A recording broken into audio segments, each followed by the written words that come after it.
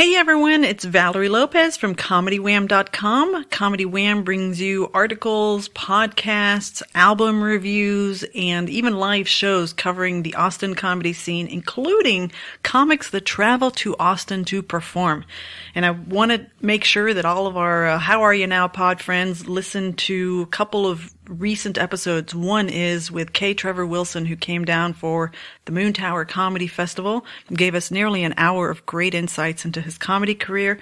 And then in June, the select cast who came down for the Austin Television Festival sat down with me, and we got even more information about our beloved Letterkenny. So you can hear that episode with Mark Montefiore, who's executive producer, Jacob Tierney, Michelle Millette, Nathan Dales, and returning guest, K. Trevor Wilson. So give it a listen. Ferda!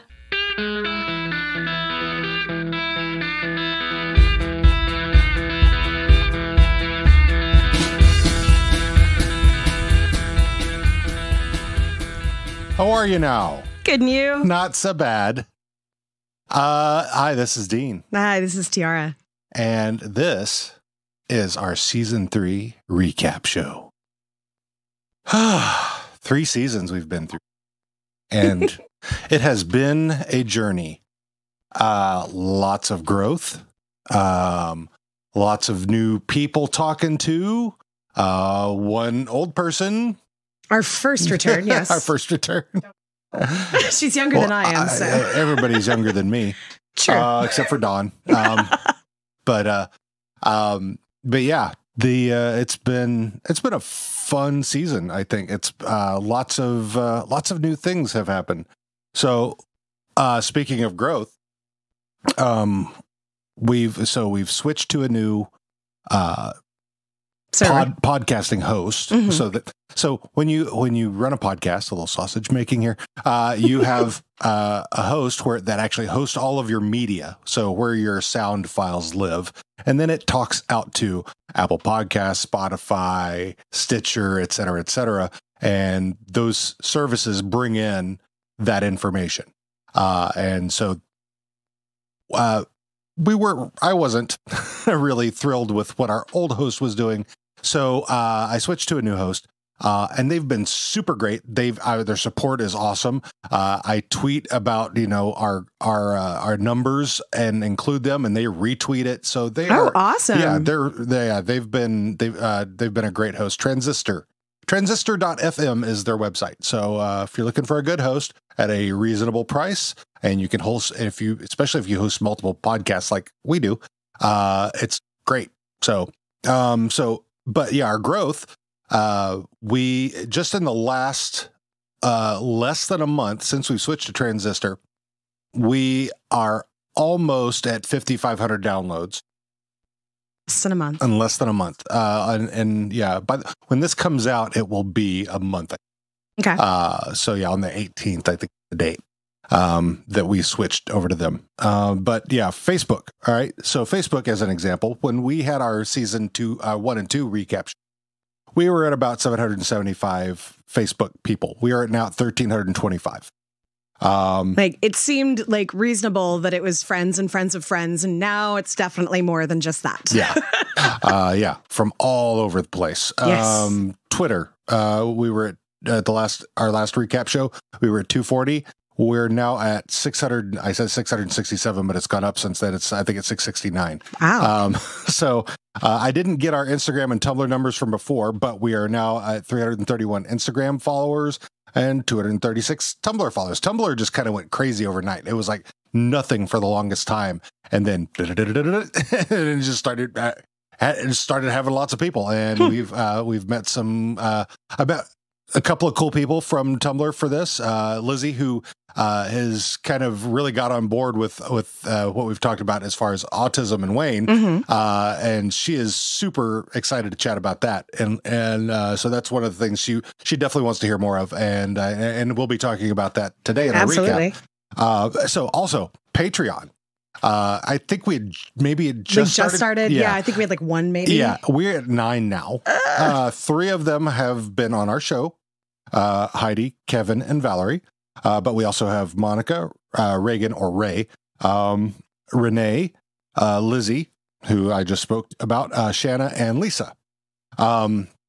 And then we've got merch out now. And I want to give a big shout out to Bobby from JB's Memes and Stuff for being our first merch purchaser. I think we may have others, but I'm not sure. It's so I will have to talk to Lou. I know that once she recovers. She was recovering, yeah. But yeah, and on that note, also I want to give a shout out to FYA Printing for doing our merch. Really good friend of mine that I've known for years and years and years. It's kind of a little side hustle of hers, and she's just amazing. We gave her our logo, and she slapped it on everything and made sure that it was all ready to go as soon as people wanted to start buying. And she's been doing this for years, and I just love how I can call my friends to help us out with things like that. Yeah. Especially because she did all the work. And we even have panties, so if you want us on your ass.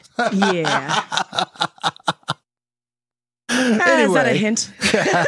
Also, huge shout out to Dennis Coogan, who has, number one, he does some amazing pop vinyl creations.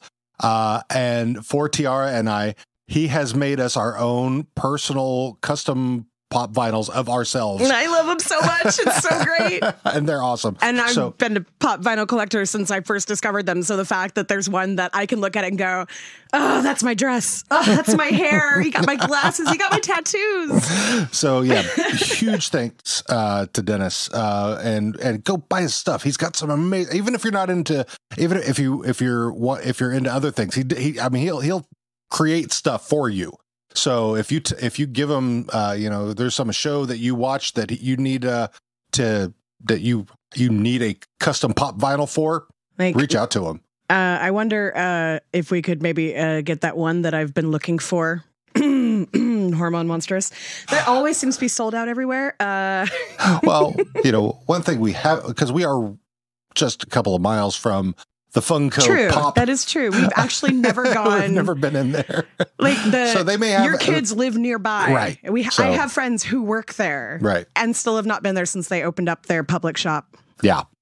So that's something we need to do, and we could probably find it there. I'm guessing. We need to do that. Yes.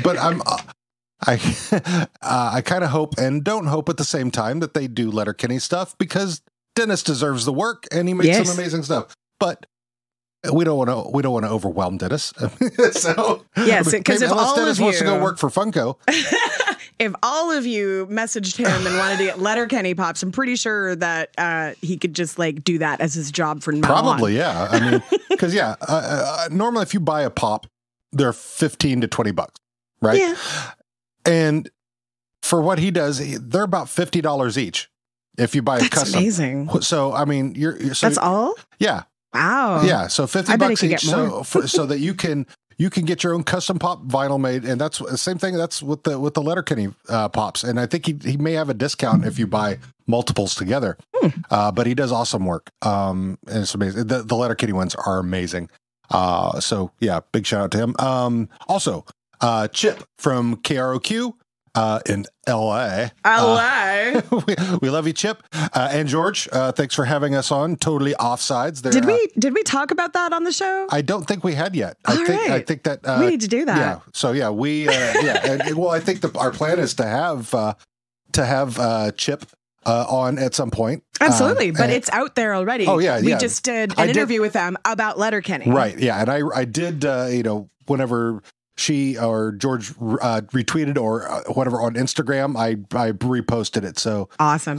So yeah, we're on there. They run a great hockey show out of LA. Chip has a Letterkenny themed hockey team called the Donnybrooks. And so yeah, lots of fun hanging out with them. Hope to have them. And I think George is actually going to be working on getting us some music for our which I've talked about for our upcoming season, where we're going to do musicians, a new band or musician for each new episode. Yeah. So, and I think we may be all covered for season 4 at this point already. I think we have 7 bands. Fuck yeah. So that's awesome. You guys are all awesome. Keep sending in your stuff though, because we have 6 plus Little Kenny plus other stuff that we've got in the works. Right. And also, so we want to give a big shout out to all of our guest hosts that we've had. Erica, Kevin and Mark from the Two Guys on Friday Horror podcast, Ray Reynolds from the Womansplaining podcast, and Valerie Lopez from Comedy Wham website and podcast. Make sure you go check out all those podcasts because they're great. Keith Mackey, Kevin Wack, and Heidi. Yeah. So, and a huge surprising shout out and thank you to Tyler Johnston for joining us for the interview that you will get to hear after our recap. So that was a lot of fun. I think, oh my God. Yeah. And considering I was like sick as a dog when we were doing it, I was surprised how long we were able to keep going before. Right. Yeah. Well, because he also said that, when we were setting it up that I can give you 20 or 30 minutes. I'm like, that's fine. So I planned a few questions that we kind of jockeyed around. Okay, which ones are we going to ask? And he gave us about an hour. Yeah, it was awesome. Yeah, just conversation. Oh yeah, it was comfy. Yeah, I love it. And that's kind of like what we like to do. We like to have a conversation. Yes. So, anything else that you want to bring up? No, I think that's everything for now. Before we bite into the meat of season 3. So, season 3. What would you say the theme of this season was? I mean, winter for sure. Sex and winter. Sex and winter. Let's see. Sex. Sex. Yeah, sex. Are you just looking at the fuck, fight, and furnace stats? Oh, that. No, that's not what I was saying, but okay. So, so start off with season 3, episode 1. Sled Shack, and our friend Erica, who is a local to us, and we actually got to meet and hang out with her and her husband. That was so much fun. Steve, who's on our season finale show, or from season 2. Season 2, yes. Right? So so it's been great to get to meet and know them. The episode is basically the Hicks are going to build a new sled shack. And the hockey team is seeking their first W because they haven't been doing well. Right. Now, I have in here for my favorite term that we learned this season is puck bunny. Now, I know that everybody's rewatched this so many times. It's just become part of our jargon. But yeah, I think this was the first time puck bunny was used. So so for me, and describing what that is, that's someone who is sleeping with the players to sleep with the players, not to try and get a relationship. They just want they are hockey player groupies. Hockey player groupies. Yeah, that's a great way to put it. Right. So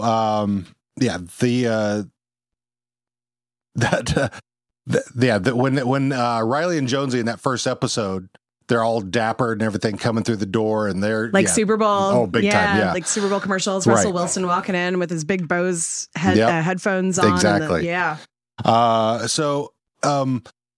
think so I did a poll for each episode. Yes. I did a poll on each episode about what was the best episode. I also did a poll for each episode about what was the best quote. Mm-hmm. And the best quote was this one. Had you ever heard of sashimis? Sashimis? Oh, I got time for sashimis. What about sushi? Juicies. Oh, I got so much time for sushis. I just love how Dan says that. Like, I can't even say it on purpose the way that he did it, but the shoosies. Oh, I did it. It sounds so much like juicy to me that like I can't get that out of my head. Like, Yep. Shoosies, sashimi. No, sashimi. That was what it was. So in my opinion, my favorite character in this episode was Coach. Because he's insane. Fucking embarrassing. And kind of going into that is our discussion that we had about Coach and his Oreo digs. Yeah. I love that you did that entire scene. Because seriously, it's so good. Oh my God. That's the thing. Well, that's one of the best ones that Coach has done so far. It kept going. Yeah. And I'm like, oh, this is great. I love it. Well, see, and the names remind me of like Key and Peele. Laurent Sean. Yes. Oh my god. Oh my god. Right? Yes. Oh my yes. You done fucked up, Aaron. Oh, Yeah, Aaron and Debrickashaw. Right? That's exactly. This coach and Balake. that substitute teacher need to like hang out together. Seriously though, like that's gotta happen. Oh yeah. Yeah. Yeah, you know, that would be funny to see Keegan Michael Key go. Oh my god. I wish we had some kind of power where we could make that happen because I want to see this. Have him be like the backup coach. And then the other thing that we talked about, and this would become a theme throughout the season. Oh, absolutely. Is our love for Roldy. Rolled. Oh, Rolled.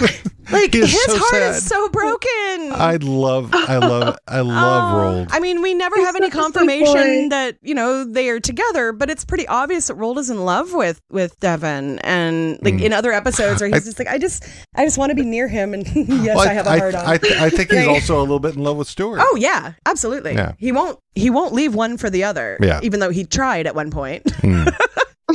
And now that Devin is left, he's just devastated. Mm-hmm. I just want to hold him and hug him. So we're Ferda on Rolled. I'm then? Ferda. I'm Ferda. Oh, poor Rolled. Poor Rolled. Stuart. And then the other ones. I love him.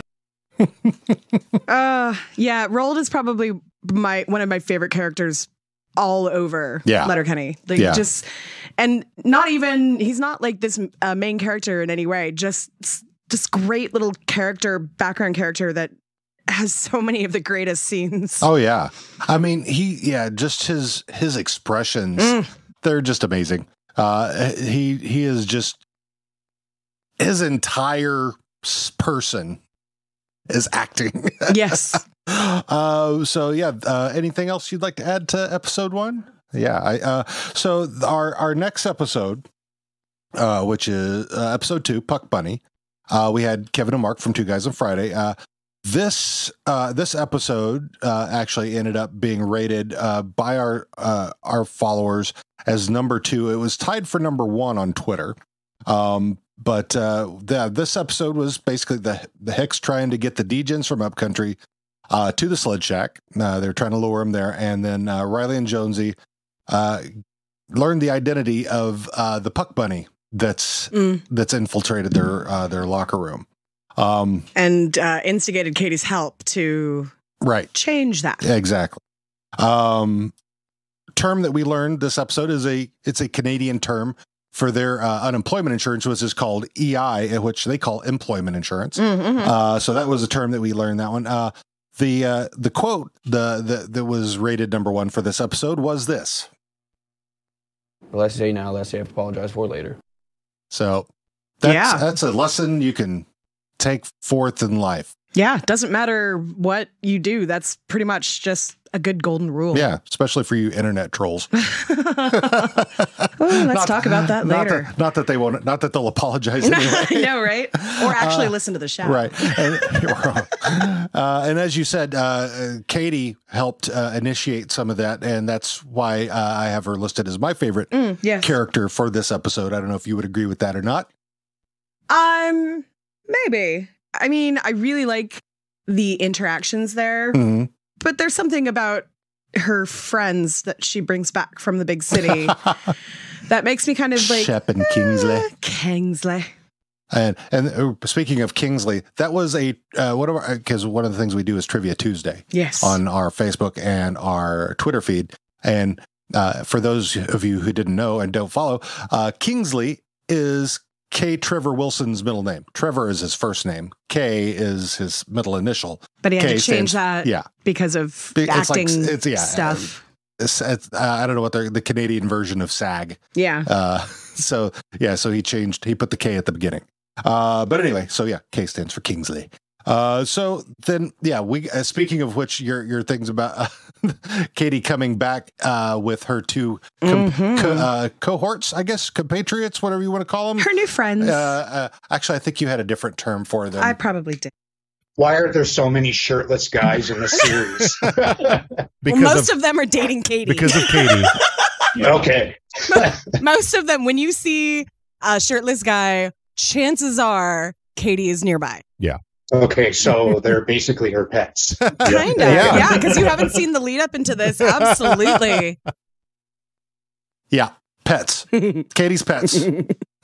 I know that wasn't your term, but you did not disagree. I do not disagree, no. But yeah, so, and now the other thing we discussed was a first that happened on the show was, and when we got into Fuck, Fight, and Ferda, we got into Squirrely Dan. Yeah. All right. Squirrely Dan's. Oh, this pains me, but for the first time, I'm going to have to say fight because fuck you. Don't you fart in front of me. You ain't supposed to fart in front of girls. You ain't supposed to fart in front of girls. No, honestly, like, I don't care if you fart, but don't just do it on purpose in front of me. That's not my deal. That's not my deal. Like, oops. Okay, cool. No problem. I held it in for you. No, that's... We're going to fight. We're going to have words over this. I think I'm going to fight him too. Oh. Awesome. Yeah. And that is the first time for me I've said fight for Squirrely Dan. I don't think anybody's ever tried to fight Squirrely Dan. I usually want to fuck him because that's my type. Big boys were funny. I love it. I would have to say fight too. There's just too many situations where there's farting going on, especially when you're eating. Right? And especially when you're in you're in an ice fishing shack. There's no room to breathe. Like, no ventilation, I no don't want shit windows. sports. Right? Definitely around food, though. Yeah. That is fucking sick. Right? Yeah. Even around your sushis and sashimis. And one thing that kind of led up to that was this was the episode where they were trying to build that sled shack. Right. And it was the small enclosed space. Right. Don't you, like, you do this to me sometimes. I don't know. Like, we'll be in the bedroom, and the other day he realized that if he farted in a certain way, the fan would catch it and blow it right in my face. Yeah. I never did. Uh-huh. Liar. You're not saying that after I mentioned it to you, you did it like 3 more times? Hey, you know what? It's the food you feed me. Mm-hmm, sure. Anyway, so episode 3 with Ray Reynolds from the Womansplaining podcast. Excellent podcast. Guys, if you have any questions about what anything woman related, yeah, listen to the show. They're not. They don't shame you or make fun of you. They might laugh at your question a little bit, but they will answer you honestly. Honestly, they want to educate guys. Mm-hmm. I mean, guys, we need education. And most people, if you ask nicely, are okay with educating you. When you demand education, that's when it's different. Right. So anyway, this is the episode is Modine's 2. Season 3, episode 3. Yeah. So Modine's is reopening, and the Hicks have a bone to pick with Jive and Pete, because he's been doing some stuff that's not been very polite. He hanging out with some people that's not so polite. Hanging out with D-Gens from upcountry. Term we learned in this episode and heard again later in an episode, Haitian taco. It is both a thing and another thing. Yeah.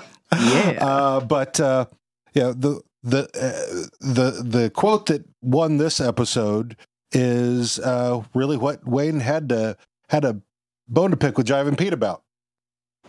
Say you're sorry. I'm sorry. Don't honk at girls. And don't holler at girls. And don't talk to them when they're not interested in talking to you. And don't talk to them unless they're interested in talking to you. 10-4. Over and out. Over and out. Yep. It's that simple. And that right there just shows such a great communication between brother and sister, where he's like, I'm going to be mad at you right now, but let me make sure that, Katie, did I cover everything? We good? All right. Exactly. I love that. I think Wayne doesn't take these things lightly. No. He definitely waits for Katie. Yeah, because he respects her. Oh, yeah. And he's also, he's proven to us time and time again that he's a feminist. So he wants to make sure that women are treated with respect. Right. I think, and just a little side, the word feminism does not mean feminization of anybody. Right. Or the lack of some kind of masculine ability. Right. It does not mean that at all. Not at all. Just being a feminist does not, that's different than masochism. Not masochism. What's the word? Misogynistic. A little bit of both. Yeah. But yeah, the thing is, and I had a hard time coming to terms with that myself. It's because you're a straight white male who grew up in the South. It is hard for those of us who have been taught to be masculine to associate any word that is who have been taught toxic masculinity. Yeah. Because there is a difference between masculinity and like toxic masculinity. Right. And like what you're talking about, feminism does not do anything to destroy masculinity. No. It attacks toxic masculinity. Right. And I think the issue that I had with it was really, for me, I had the same ideals. Mm-hmm. It was the name. Yeah. And that seems to be a lot of people's issue. Right. And which is really unfortunate, because if we're like a lot of people want to fight over vocabulary when vocabulary is the absolute least thing in all of this that matters. And that's something that actually it bothers me. I've had a lot of conversations lately. Well, why do you call it that? Or if it wasn't called that, then I'd have a different opinion. No, what you're being is classist and misogynistic. You are declaring that you don't like something simply because of its name. You don't care about learning anything else about it. Yeah. So I agree. And I have no issue anymore with it. I mean, it's the name. That's the name. It's just a name. It's a label.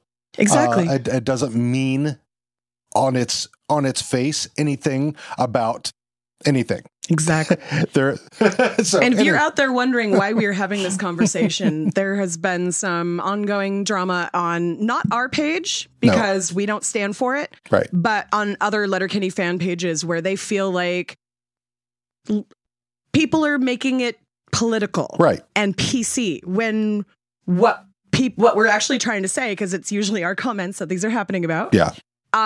What we're trying to say is that I see, I lost my track there. Sorry. What we talk about is not what we're talking about. The show itself. Yeah, the show. If you're watching the same show that we are, right, you are seeing what you claim to be this scary PC culture. Right. Like, it's not about. It's normalized. It's normalized. It's not about. What did he say? Virtue signaling? Yeah. It's not about virtue signaling. It's about living your life as a decent human being. Right. And I think the cool thing about Letterkenny is that a lot of people notice it. Even those who have issues with feminism and LGBTQ, etc., is that you're seeing a normalization of all of these things, where it's not, I'll use an example, Glee. Mm-hmm. Glee really made a point to point out these are the things that we're doing. And I think a lot of people got turned off by that, even those who were in those groups. Mm-hmm. It's like, come on, really? Yeah. You don't have to say, here I am, the gay guy, Yeah, it's exactly. Like, and that's one of the big reasons I love Letterkenny so much, right, is because it's just normal. And so I gave a shout out on Twitter to the creators, Jared, Jacob, and the cast. Saying that it was refreshing to see all of these inclusive things that have been in the show. I don't know if we've seen a trans person yet in the show. Not an out and not an era. Loud. Right, correct. But we have definitely seen queer folks of all shades, different sex positive types of, whether it be polyamory or swingers, what have you. It doesn't matter. I mean, they're included. So, and I wanted to thank them for the representation and for making it a normal thing. It's, even in this small community, it's fine. It's normal. I mean, you don't have to be comfortable. McMurray is obviously not comfortable with it. He's got his own McMurray's internalized... very much not, but he actually does kind of try, like begrudgingly try. Right. He doesn't fight it off. He listens. He's like, well, I don't have a problem with it. I'm just very uncomfortable. I'm just not one of you. Don't put that on me or like try anything with me, but and I'm still okay with you. So he's got his own little homophobia there. He's definitely homophobic, but he's not cruel. Right. True. And that's a big difference between a lot of people out there with some of those same views and this character, because this character is very much not a like right-leaning whatever. None of the characters are. They're all kind of centrist, really, or present themselves that way. Or at least non-political, like except for small jokes that get but all of the main characters, every single one of them is like, I'm not going to make fun of you because of something you can't control. Right. I'm not going to make fun of you because you're gay or because you sleep with multiple people or because you're constantly humping the air or like nobody's making fun of anybody without them being in on the joke. Right. So, well, and I think one of the from this episode 2 was when Tyson and Joint Boy are talking about, he goes, he says, well, I beat you up because you called somebody gay. He goes, yeah, but he called me a fag. Because I beat you up because you beat up a gay guy. He goes, yeah, but he called me a fag. Yeah. So there's some humor in that they're not quite understanding, but they're that the character, there's some understanding, but not understanding. Well, and it's conversations that you actually hear a lot. Yeah. Well, why did you beat up that gay? Oh, I didn't care that he was gay. I cared that he called me a bad name. Like, right. Okay. So yeah, that was sounds like the kids in my classroom a little bit, but anyway. So our favorite character, Roldy. He had some great scenes in this with. His whole discussion about with his dad and hi dad, yep, still gay, still homo. But there's some really great stuff in this episode about the skids. I was just going to say that the skits are probably my least favorite part of this show generally, but I do like the introduction of Gay as a character because I think she kind of mixes it up and makes it more interesting. But I also I love Rold and I love where his character goes. And Rold is awesome. The best. And like start like my husband Ian and I say that all the time. Like just it's classic. It's either that or it's start. Well, it's fun and it's funny because they're skids, they're meth heads, they're drug, but they're very smart. Right. I mean, Stuart is very smart. I mean, and Rold is still very smart. I mean, he's very naive, obviously. But Stuart, I mean, the words that Stuart uses, even though he's got a bigger vocabulary and like he's constantly referencing Russian philosophers and like really obscure shit that I'll be like, wait, I feel like I've read something or heard something about that, and I have to go and look it up. And I'm like, Jesus fucking Christ, this is the real story behind that. It's brilliant writing where you don't know unless you know. Right. And I love that. So they and I think we bring this up again in the next episode about how good the writing for the skids is, and so it's just amazing. And we talked about that with Tyler Johnston as well. So that's something you'll get to hear here in a bit. Also, we got to our Fuck Fight Ferda and another first, which is Shorzy. Oh my God, I love. Okay, the clincher of me deciding to talk about this episode versus episode 2 was because of Shorzy, because I fucking love Shorzy. Shorzy's ass. Also, I could look, 100%. I could look at his ass all day. He could get it. So yeah. I mean, we're talking about Jared Kiso's ass, actually. Absolutely. So he is well fit. I will say that for sure. You know how I am. So he rips those reps, boys. Ripping the reps. Leg day. Never skips leg day. While washing the ass. Upside down. Upside down. I am so a butt person. Like, oh, dude. Kiso booty. God, fuck, it's awesome. Like, my ass is pretty fantastic, but that ass, True. True. Anything else for that episode? I'm good. So moving on to Les Geeks that we did with, which episode 4 we did with Valerie Lopez of Comedy Wham. Wham. And this one is, they have decided to go ice fishing in Quebec. And they meet their... Some of them like fishing in Quebec. They do. I don't know why, but it's fucking cold. Fuck that. And they meet their French Canadian counterparts. Yep. Term that we already knew it, but this is a new term that not everybody, Nanaimo bars. Yeah. Which is a pastry of chocolate and flaky crust and some There's other like stuff. peanut butter in there, I think. Yeah. It's been a really long time since I've had one, but it's one of my mother's favorite things ever. Anytime we go up to Canada, which isn't as often as we wish it was. We have a lot of family up there, but we don't get to travel very much. Yeah, but anytime we cross that border, she's looking for Nanaimo bars and I'm looking for Timbits. There you go. Oh, yeah. Because you're a stoner. I have no idea what you're talking about. But yeah, the number one quote, and there's more of this. I've got more of this recording than just this part. But the number one. Okay, so me and McMurray went to the Rippers the other night, and then there was a stripper, and her name was Tanis Morissette. I love it when they do variations on real people's names, like Avril Vagine. Nelly Furtado. Alec Baldwin. Okay, yeah, but Tanis Morissette. Smelling the genitals. Oh, Meryl Streep. Hannibal Lecter.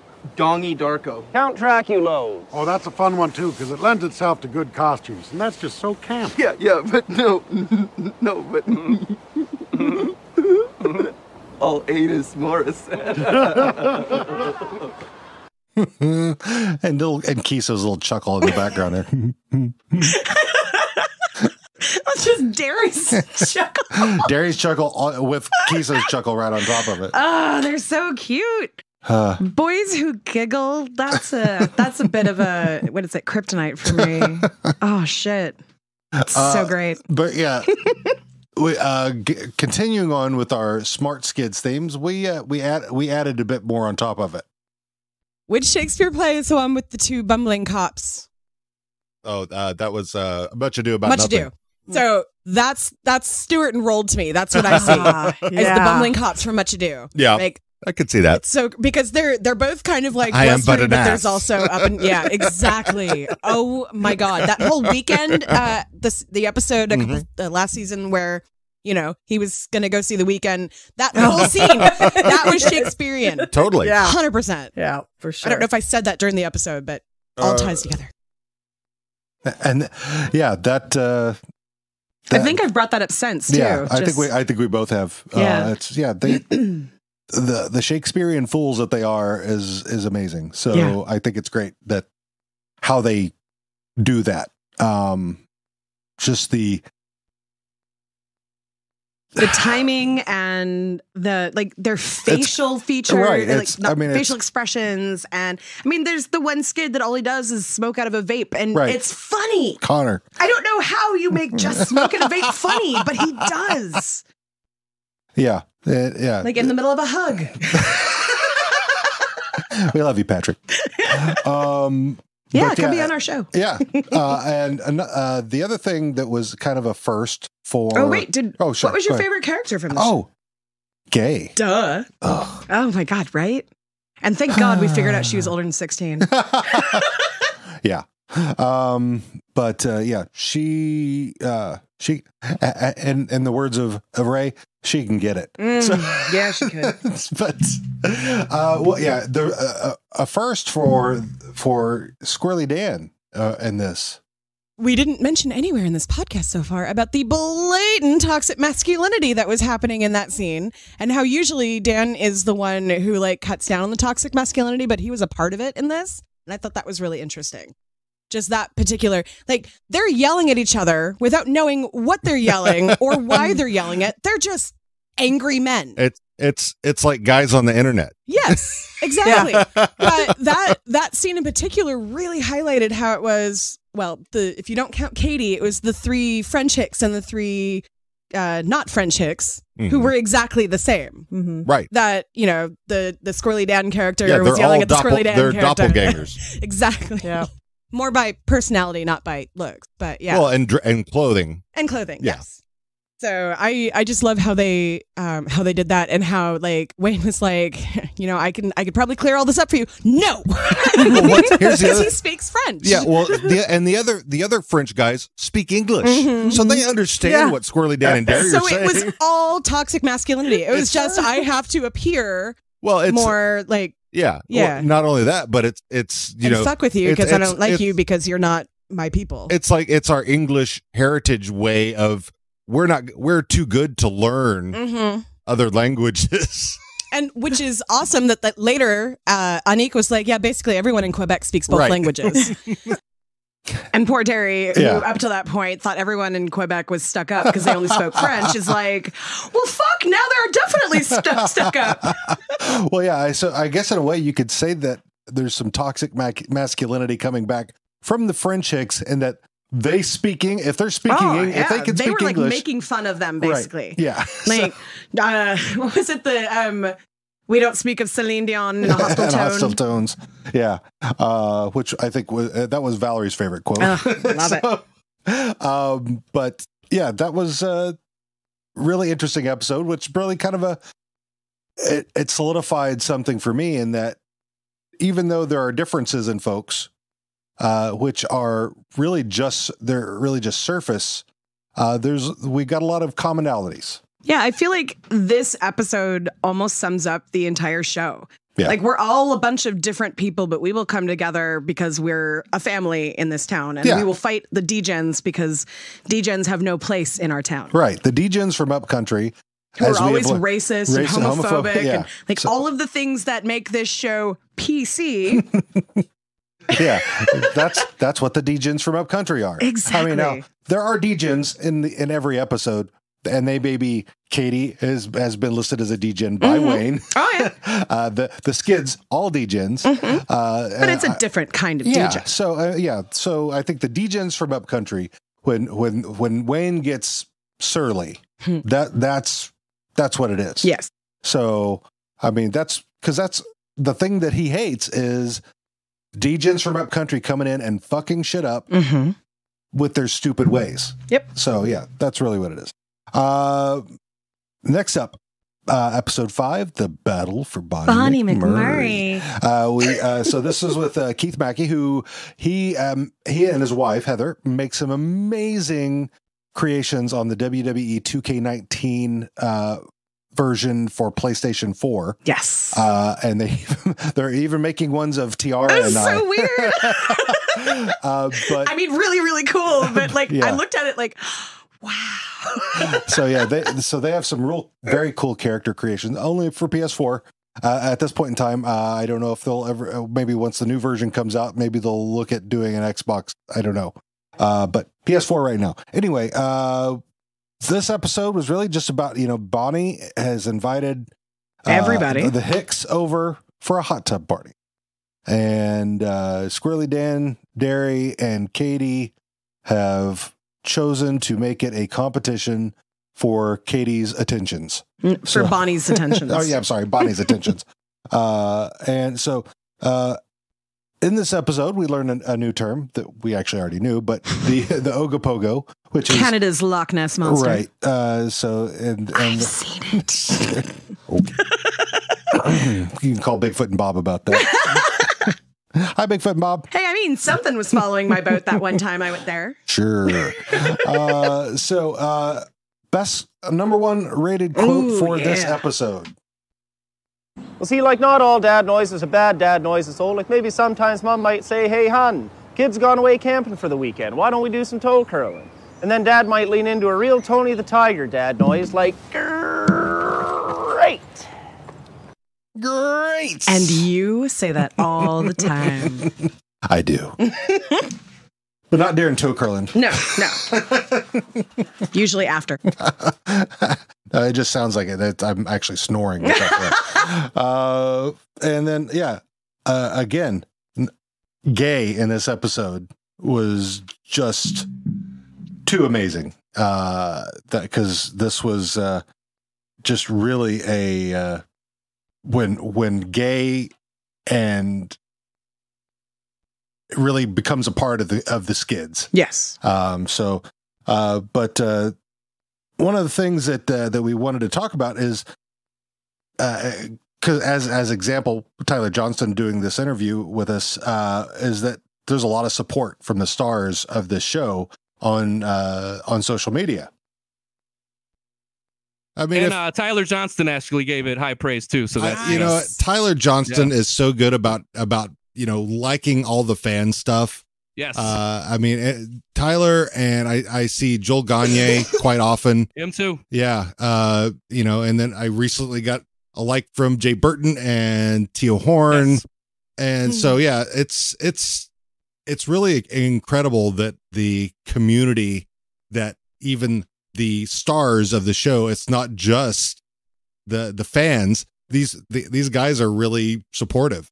So yeah, they're very kind with their support. That's for sure. My wife loves it. Every time anything new comes in. Just recently we put up, which would be our 49th and 50th character that we have done, was Axe and Slash, the two Tanis' two right hand guys. They put up. Yeah, they saw it. They gave it a thumbs up too. They liked it as well. So yeah, I did see that. Talking about her little nephews. yes, the little nephews, yeah, and of course, Plywood's always all over it. Connor, so yeah, we like he's always real supportive of everything that we put up. That's awesome.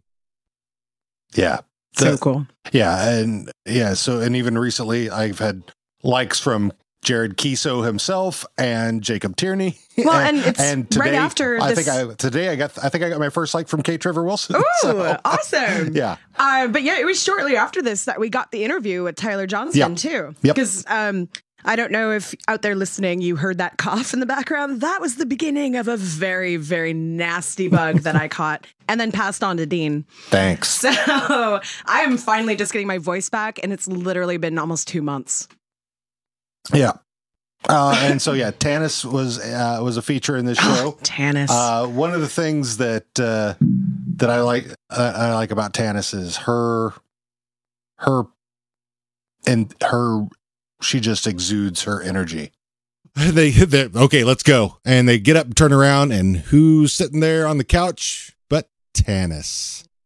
So boss fight. Oh. She just exudes sexy. Yeah. Or as the kids would call it, big dick energy. Yes. Yes. Oh my God. That's the first time I have heard that and it actually made sense to me. Thank you. So yeah, that's kind of where, that's what I see out of Tanis. She's got the BDE. That's right. Which we then later kind of decided we were going to change that to Big Tanis energy. Big Tanis energy. Because yeah. Because her balls dangle harder than you. Fuck yeah.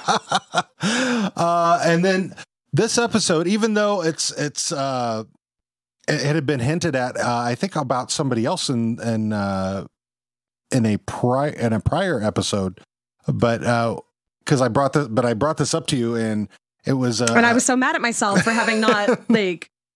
But then again, I don't really put on my teacher and educator hat when I'm watching the show and enjoying the show. And that was probably the first time that I really had thought about that. Yeah, and we got some new listeners because of this chat, and some more insight from other folks who were in this. So let me go ahead and. So this is something that had come up that I on Reddit. It was originally a question asking about if Wayne was a psychopath, if because he was so quick to get into violence and encouraged it, but it was more that someone else had brought up the possibility that maybe he's on the autistic spectrum, and so I brought that up to Tiara since that's her wheelhouse. Yes. So So tell me what you think about that. He very much reminds me of somebody who has Asperger's. He's got very strict rules and routines that he likes to follow. He does not like it when something is not done the way that he thinks it's supposed to be done. He's very prideful of the accomplishments that he does do and can do. He's very proud of the farm, very proud of his dogs, very proud of the fruit stand. And like even with his ways with relationships, he feels like it's supposed to be a certain way, and if it isn't, it makes him uncomfortable. Right. And yeah, I totally as soon as you said it, I was like, oh Jesus, yeah, I see that. I see it 100%. Like I don't know if that's what the intention is, or maybe they've had examples before of people who are like that in their lives, and so they can write to it well. Sure. But it's very well acted, where it doesn't look like he's somebody with a disability. He doesn't look like, one of my biggest pet peeves in society is what people think of when they think of someone with autism or someone who is autistic, depending on how they identify. And so Wayne is somebody what the lay person that doesn't really know would say is high functioning. Which I know. That's why I said layperson, because yes. and basically, if he even got a diagnosis in the first place, right? But he would be, because I think they've taken off Asperger's as a diagnosis. It's just, which is why I said if he would even, He's really sharp though and quick witted. Would that still possible? I'm autistic. I actually have a cousin who is also. Yeah, it really, a spectrum isn't a line that has one end and another. It's more of a big sphere. And so each part of your personality is a different place on the sphere, and it can be closer to the center or farther away depending on where you are. So all of us are more like a map instead of, it's not black or white. It's not even 50 Shades of Gray, because black and white have to then also turn back into, themselves to get back to, they don't stop right where they are. It's not that different from sexuality. Exactly. And I think that's actually why a lot of people on the spectrum can identify their sexuality better, is because they understand the spectrum better and what a spectrum is. I, for a long time growing up, identified as bisexual because I didn't really understand. I thought, okay, so I can either be gay or straight, but I want both, so then I'm bi. But reality is, I don't believe that there's only two genders. I don't believe that there's only two sexualities or even three sexualities. I believe that there's a vast number of variances that can happen in there. And I'm somewhere in there. Wibbly wobbly, timey wimey, sexy wexy. There you go. Yeah, I get that. And I believe probably more connected to a kindred spirit more than necessarily, specific gender. Yes? Yeah. Yeah. Okay. Yeah, exactly. Mm-hmm. So yeah, when it comes to Wayne, I definitely would, if I was a diagnostician. If you had the rights to diagnose him. If I had the rights to diagnose him, then I would probably definitely put him under the umbrella. Probably, definitely. So there are two things that, as I was listening to myself talk, that I definitely wanted to probably clarify a little bit. When I discussed bisexuality versus something else, I made it almost sound like I was saying there were two genders, but really people who self-identify as bisexual, it's genders like their own and different than their others. Own. So not male and female, but the one that I am and ones that are not what I am. Right. And two options. Two options, but really it's any option. Yeah. But I do self-identify as pansexual, and that's totally okay because everybody gets to self-identify. Yep. And that was the other thing I wanted to bring up. I said, being autistic or being on the autism spectrum or being on the spectrum, all of those things are ways that you can self-identify. I say that I'm autistic. I don't say I'm on the spectrum or I'm on the autism spectrum, or I never ever say person with autism, which a lot of educators seem to think is, I'm not a person first language in this instance, because I don't look at it as something that can be acquired. Just like I wouldn't say that I'm a person who is black. I say that I'm a black person. Mm-hmm. I'm not a person who is autistic or has autism. I'm a autistic person. So I just wanted to clarify that because that to me is really important. Sure. Yeah. All right then. Moving on. My tangents, I'll usually have to do with like sex, sexuality, or autism. Bradley is a Killer. Oh yeah. Episode 6. Season finale. Yes. There is one more episode, but it is a holiday special. This one, Bradley is a Killer. We had Kevin Wack on, who was, I think, one of our very first Patreon subscribers. And so we got him on for this one. This one, the Hicks are get excited because somebody's coming back into town they haven't seen in a while. Bradley! And the hockey team is bonding. For different reasons. In this, we learned about the term of low bones, which is basically it's doing a fist bump below your waist and kind of looking away and being not cool paying about attention to it. Yeah. It's cool. So, number one quote from this comes from Miss Katie. It's a slip and slide over here, boys. I have used that. It's a slip and slide. Yeah. Again, this episode, gay. Why though? Because say goodbye. Yeah. Yeah. But lame. First we talk about Wayne is initially upset about something that he wasn't expecting, which is usually why he gets upset. I was gonna say when Gail mentions that she's hiring somebody, oh right, Wayne straightens up and looks like offended at the fact that she's bringing some other strong arm in, someone other than him. Yeah, yes. and he had that look on his face like when he first met Shep and Kingsley. Yeah, Yep. It's that. What you talking about, Mister? He had become a poopy pants. Yes. Yeah. Yep. Poopy pants. And then we get to the part where we say sayonara to Gay. Cut to the skids at the basement, and they're saying goodbye to Gay. They're so sad. It's heartbreaking. I want to hug Roald so bad. Oh, you just want to hug them all. No. I mean, all of them are so sad. I mean, Gay is fucking it. Her sad face is adorable. I know, right? Oh, Jesus fucking. Yeah. She's gorgeous and she's adorable when she's sad, and even she can't ugly cry. No, she can't. No, she can't. She's beautiful even when she's crying. Yep, is true. But good to see you. And finally, we have a little chat about wanting to know more about when the new show that had gotten announced this year. Yeah, and how that will relate into answers from when they were kids. Why is Dan? I mean, I know when we get later on, we find out about foot racing with how Dan. Important that was to Dan. But yes, I'm curious, and maybe it'll come up in Letterkenny when we see. Oh, who knows? Yeah, it might. I hope so. I hope so too. There's a lot of like their childhood questions that I want to know about, and like I like. Spoiler for Letterkenny. I like that right in the beginning they kind of do it the same way Letterkenny does, where the first episode is essentially introducing you to everybody again, right. And then the second episode they start in with like stuff happening. Yeah.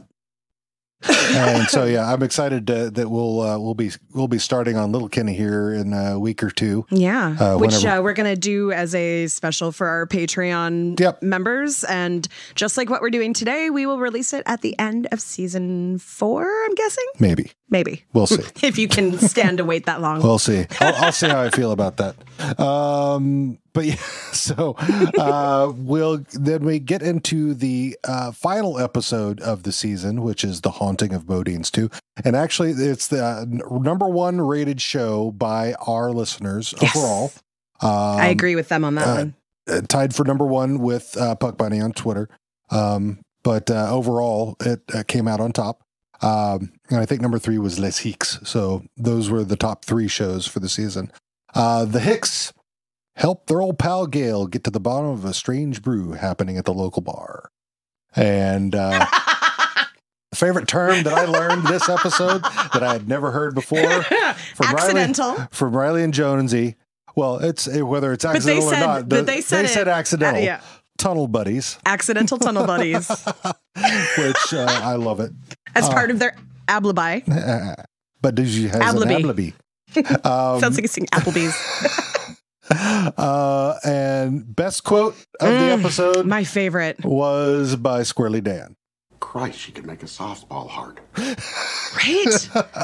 Fuck. And I like Bonnie McMurray is not my type, but in this episode, I totally get it.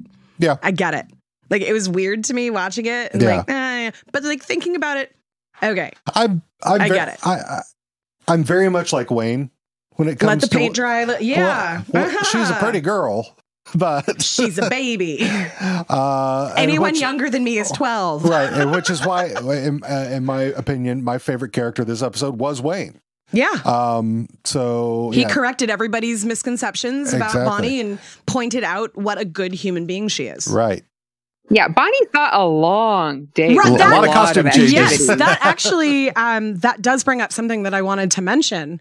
Because one of the things I have been noticing lately, as I slowly withdraw more and more from the social media around Letterkenny, is a lot of people out there don't seem to be in on some of the jokes. And there are quite a few people out there that body shame and slut shame Bonnie McMurray. I know, right?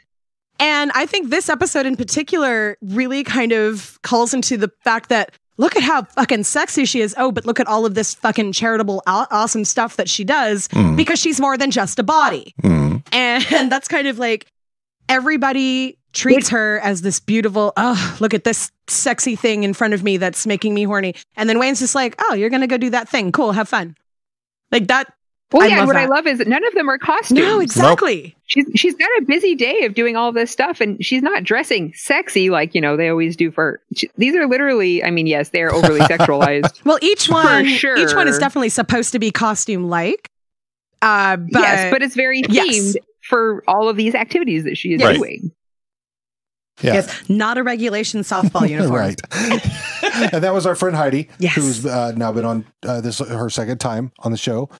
Also a Patreon subscriber. Yes. But even though we made her do fart book first.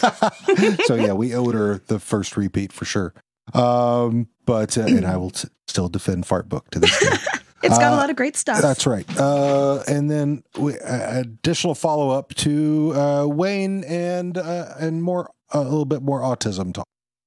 Like the more I get on the soapbox of Wayne is on the autism spectrum, the more I'm like, oh, I love how they're showing just that's just a part of who he is. And there's all these other awesome things. And look at all these women who love him and want him. And, look at the respect that he gets from all of these people. And, I know for a fact that there are a lot of people out there on the spectrum, either self-diagnosed or diagnosed by doctors, who don't feel that much inclusion in their lives. So it's really nice to see, even if it's not intentional, that just happens to be how this character kind of fell out as they were writing it. Like it's really nice to see it just be kind of a normal, quirky character, but who still is the hero of his story. Exactly.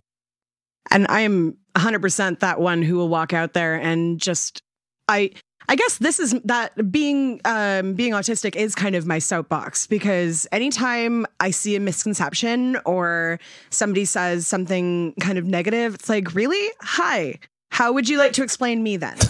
And so like at my school that I work at, most of the teachers had never met an adult who was autistic, had only worked with kids. And, I was able to immediately give new ideas onto why behavior was happening or like what it was that this student needed in like a 5-minute window of watching a student when they'd had the child for months. Right. And so I'm told all the time how much of an asset I am. Like a lot of people who are autistic do not get that kind of validation in their work or in their personal lives or in society. Yeah. So it's really nice, really, really, really nice. Representation matters. It does. Absolutely. Even if it's representation that's not blatant. Right. Yeah. I mean, us straight white folks have, especially men, have been represented for a long time. A little bit. And just because new people are getting representation finally doesn't mean we're having any less representation. We're still plenty represented. So don't worry. It's good. So yeah, that's it for all of the episodes. We did have a couple of listener thoughts or questions. Ray from Twitter, Sicard Picard. She loves our Fuck Fight Ferda segments, and she really enjoys it when Shorzy is getting his ass beaten. So anytime he gets fight in Fuck Fight Ferda. Yep. Nice. Yep.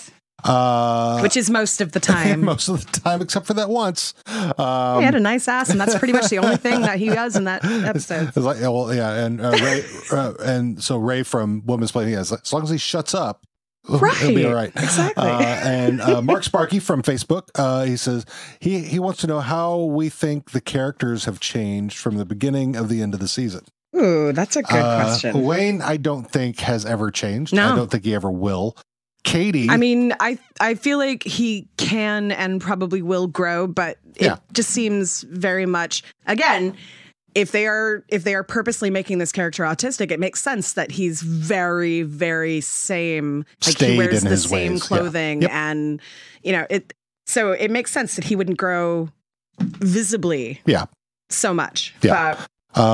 Katie Katie did grew grow a for lot. sure. She Yeah. went from being I've been to the big city. It was and open season. Right. She had a busy winter. She had a busy and then winter. To busy winter's over. Yep. Clean it up.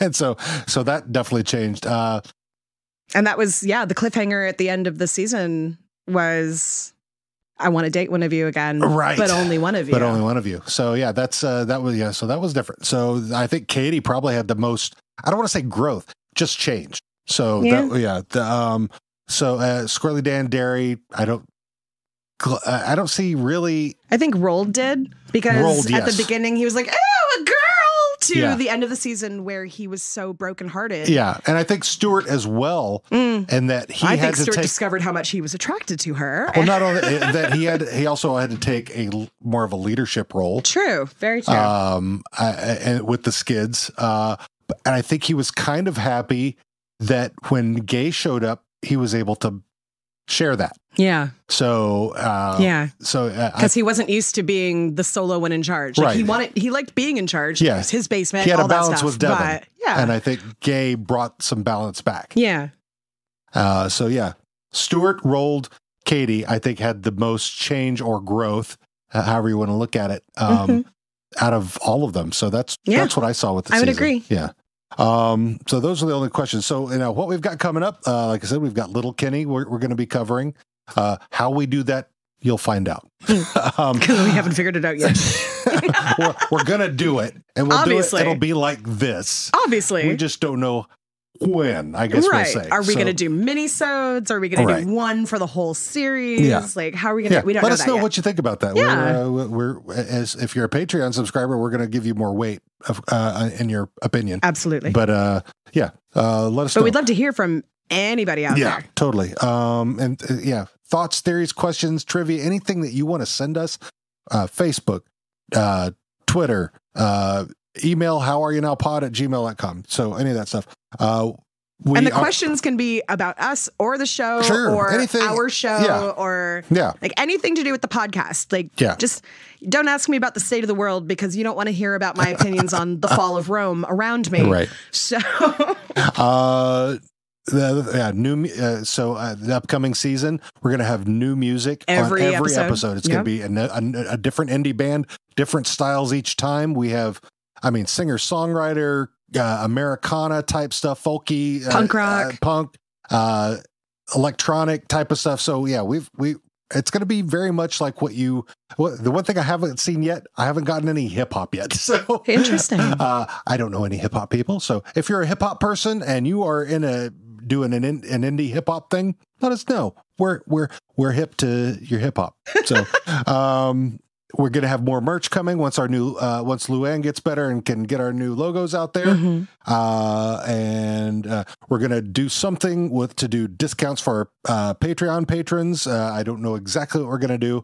And we're going to have more interviews. Camilla Cole, Bonnie McMurray has agreed on the verbal agreement, essentially. A verbal agreement on the Reddit AMA, basically saying, sure. Yeah, one of you lovely people brought up to Camilla. Yeah, that was Ray. That was Ray. Awesome. Brought up to Camilla about doing an interview with us. And like when I saw that, I just started jumping up and down. Like I was like, did you plan this? How did you do this? That's what we've got, I think. And I do believe in our conversation with Tyler, he said that he was going to kind of talk us up to his people too. We'll see. So we'll see what happens there. Yeah. You know, we've gotten a lot of interest in it. So yeah, I mean, it's we can't thank everybody enough for listening to us. I mean, Seriously. we're going across the globe as we have from here in Seattle all the way down as far as places in Australia that I don't even know where specifically, but I know we've hit Australia, we've hit the Philippines, we've hit Japan, we've hit Germany and Sweden Dubai. and Denmark. France and it's, England. it's been crazy. And we can't thank you guys enough for your support we are and completely listening to honored. us every week. Like we started doing this show because we literally fell in love with this ridiculous show that no one we knew had ever heard of. And we just wanted to tell all our friends, and we figured this was a great way to do that. Yeah. If you go back to our first couple episodes, it's my sister and my best friend, and like it's all just people and my that are very co-host from close to- Podscare. Your co-host from Podscare. So it's just us sitting around room talking about a show that we love, and suddenly it's become its own little community. And I know that I'm not on the social media as much as Dean is, but I love going on there and seeing how supportive you guys are of each other and how caring you guys are, how quick you are to stick up for somebody else who might be getting the short end of the stick. Yeah. And I do want to and give how out, different it is from all of the other Letterkenny pages that I'm seeing. I do want to give a shout out to one of the other Letterkenny Facebook groups. It's called Professor Trisha would literally shit a brick. Yes, they are fantastic. They are quick to point out hypocrisy problems. and problematic behavior. And it's and there's good discussion being had there. It's usually around the other Letterkenny pages of other folks who were basically being racist, sexist, homophobic. Degens. Basically being degens from out country. Or as I like to refer to them, as I will refer to them from now on, hard rate Js. So HRJs. So if you're an HRJ, you are not welcome. No, don't even bother. So yeah. We don't like your kind. I would like to point out something which really cracks me up. There was some guy who basically mentioned something about you being an old white guy, and I'm like, yeah, and he's married to a not so old brown gender fluid. Like I could just keep going on. Yeah. Like you have a bingo. I've got the free space. You got the free space going on. Just by sake of 13 years with me. You've learned quite a bit, young Padawan. So it cracks me up when people try to call you out for that. And literally, like, I just sit back and go, oh, he's got this. Because I don't have to say anything. I don't have to, like, virtue signal that I am all of these things. Because you're just like, oh, yeah, would you like to tell my queer feminist wife that she's bad somehow? Or, like, I just love it. Yeah. I don't put up with shit. I mean, as you should not. It's our page, right? And not only that, and I reach out to our other queer friends who, and because I don't. Yeah, mind, you did that on Twitter to make sure. I don't mind being held accountable. If I fucked up, tell me I fucked up. If I've legitimately fucked up, I will own that shit. Absolutely. I mean, I'll be the first to own it and retract and apologize. So yeah. And you are always conscious of your behavior and your words, and you try really hard to make sure that you don't come across as a stereotypical cishet white guy. Right. And that to me is huge. I also try not to be a white knight. That is true. Because you can be. You like to. Yeah. I'm very much a protector. And I think I don't do that I'm very much like Wayne in that. Yes. I care about my people. I mean, regardless of shade, of what shade of skin, sexuality, what have you, I don't care. I'm going to protect my people. Neurotypicality. Right. I don't give a fuck. I will protect my people. I don't give a fuck. I will meet you at the end of the laneway. Any day and twice on Sunday. And I'll be right there to hand you that bottle of whiskey and tell you pitter patter. That's right. But I can't have the darts. No, no darts.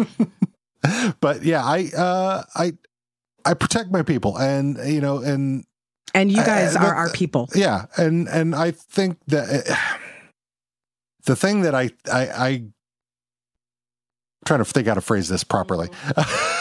I do get imposter syndrome with that, which is why I reach out. I don't think I'm like, did I really? I think I may have fucked up here. Tell me, did I miss something? And that right there is the biggest difference between you and a lot of people online. Yeah. If you say something and you are worried that you said something that could offend, you check. And I will assume that I will assume that I fucked up. Yes, because that's me. Yeah. It takes a long time to believe in yourself, even if other people believe in you. I mean, yeah, I've been working at the same place for 20 some odd years, and there are things that I do better than anybody else, but I still question myself. So that's me in a nutshell. But call me out. I don't want to seem like the guy who has, I'm not going to fight your fight for you if you don't want me to. But I think I am, if you're somebody who's close to me, I'm going to stick up for you. Yeah. So, in a heartbeat. So, but yeah, that's me.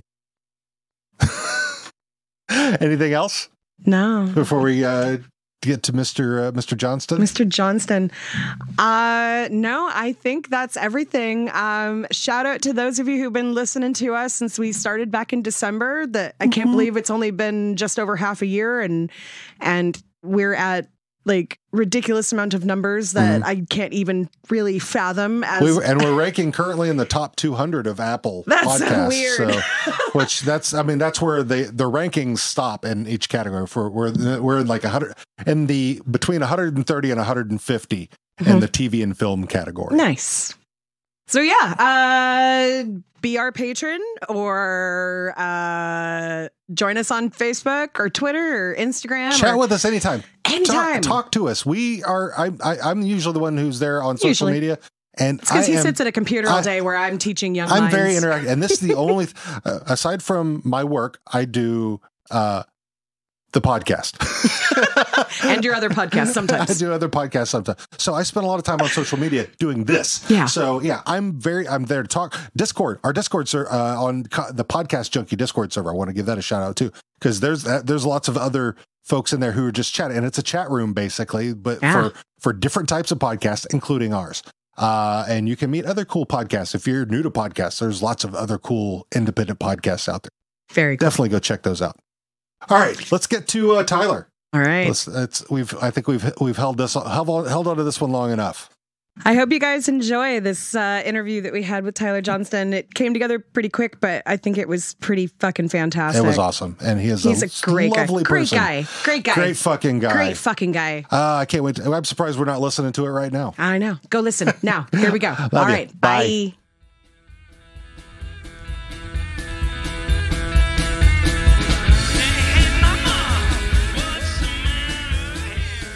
And welcome back to How Are You Now? This is Dean. This is Tiara. And today we have a very special guest with us, Tiara. Yes. We have Tyler Johnston. Oh my God. Oh my God. Tyler, how are you now? How are you now? Good and you? Not so bad. We were debating before if you were to answer like Stuart or if you would do the actual answer. Yeah, I mean, it felt right. Yeah. Well, because that's one of the questions that I had for you is where do you personally fall in the Letterkenny spectrum of personalities? Because you've got to have some skit in you, of course. But, and that was actually brought up by one of our Patreon. It was. Kevin Wack from one of our Patreon subscribers was that what Letterkenny stereotype fits with your real life personality? Great question. And when the show originally came out and I was still introducing some of my friends and families and people to the show, anyone who knew me just assumed that I was a hockey player. I grew up playing hockey my whole life since I was like 2-3 years old, played up until 23 competitively. And I'm always like, yeah, check the show out, whatever. And then, in comes episode 1, season 1, where I'm just off the wall. And some people didn't even know that it was me for a few episodes, which was really quite funny. I can believe it. It took me a minute because we knew you from we recognized you from Supernatural, but we couldn't figure it out right first. You're like, where the hell do I know him from? Because I've been following you since you were 17, basically. and now you're 19, right? You're 19 now. And so the other question that I personally had for you: do you have a hidden painting in your basement that is aging desperately? No. Oh my God. No, I can't say I do, but I do have a painting of season 3 Stuart that one of our set deck ladies painted for one of the earlier seasons, and they framed it for a bunch of us. So I do have a very weird picture of Stuart in our spare bedroom. That's beautiful. I would think think it's a little narcissistic and egotistical, but the picture does not it's not a flattering one. Well, you are one of the handsomest actors, and you're playing kind of a smudge of as Wayne says, spare parts of a character. And go ahead.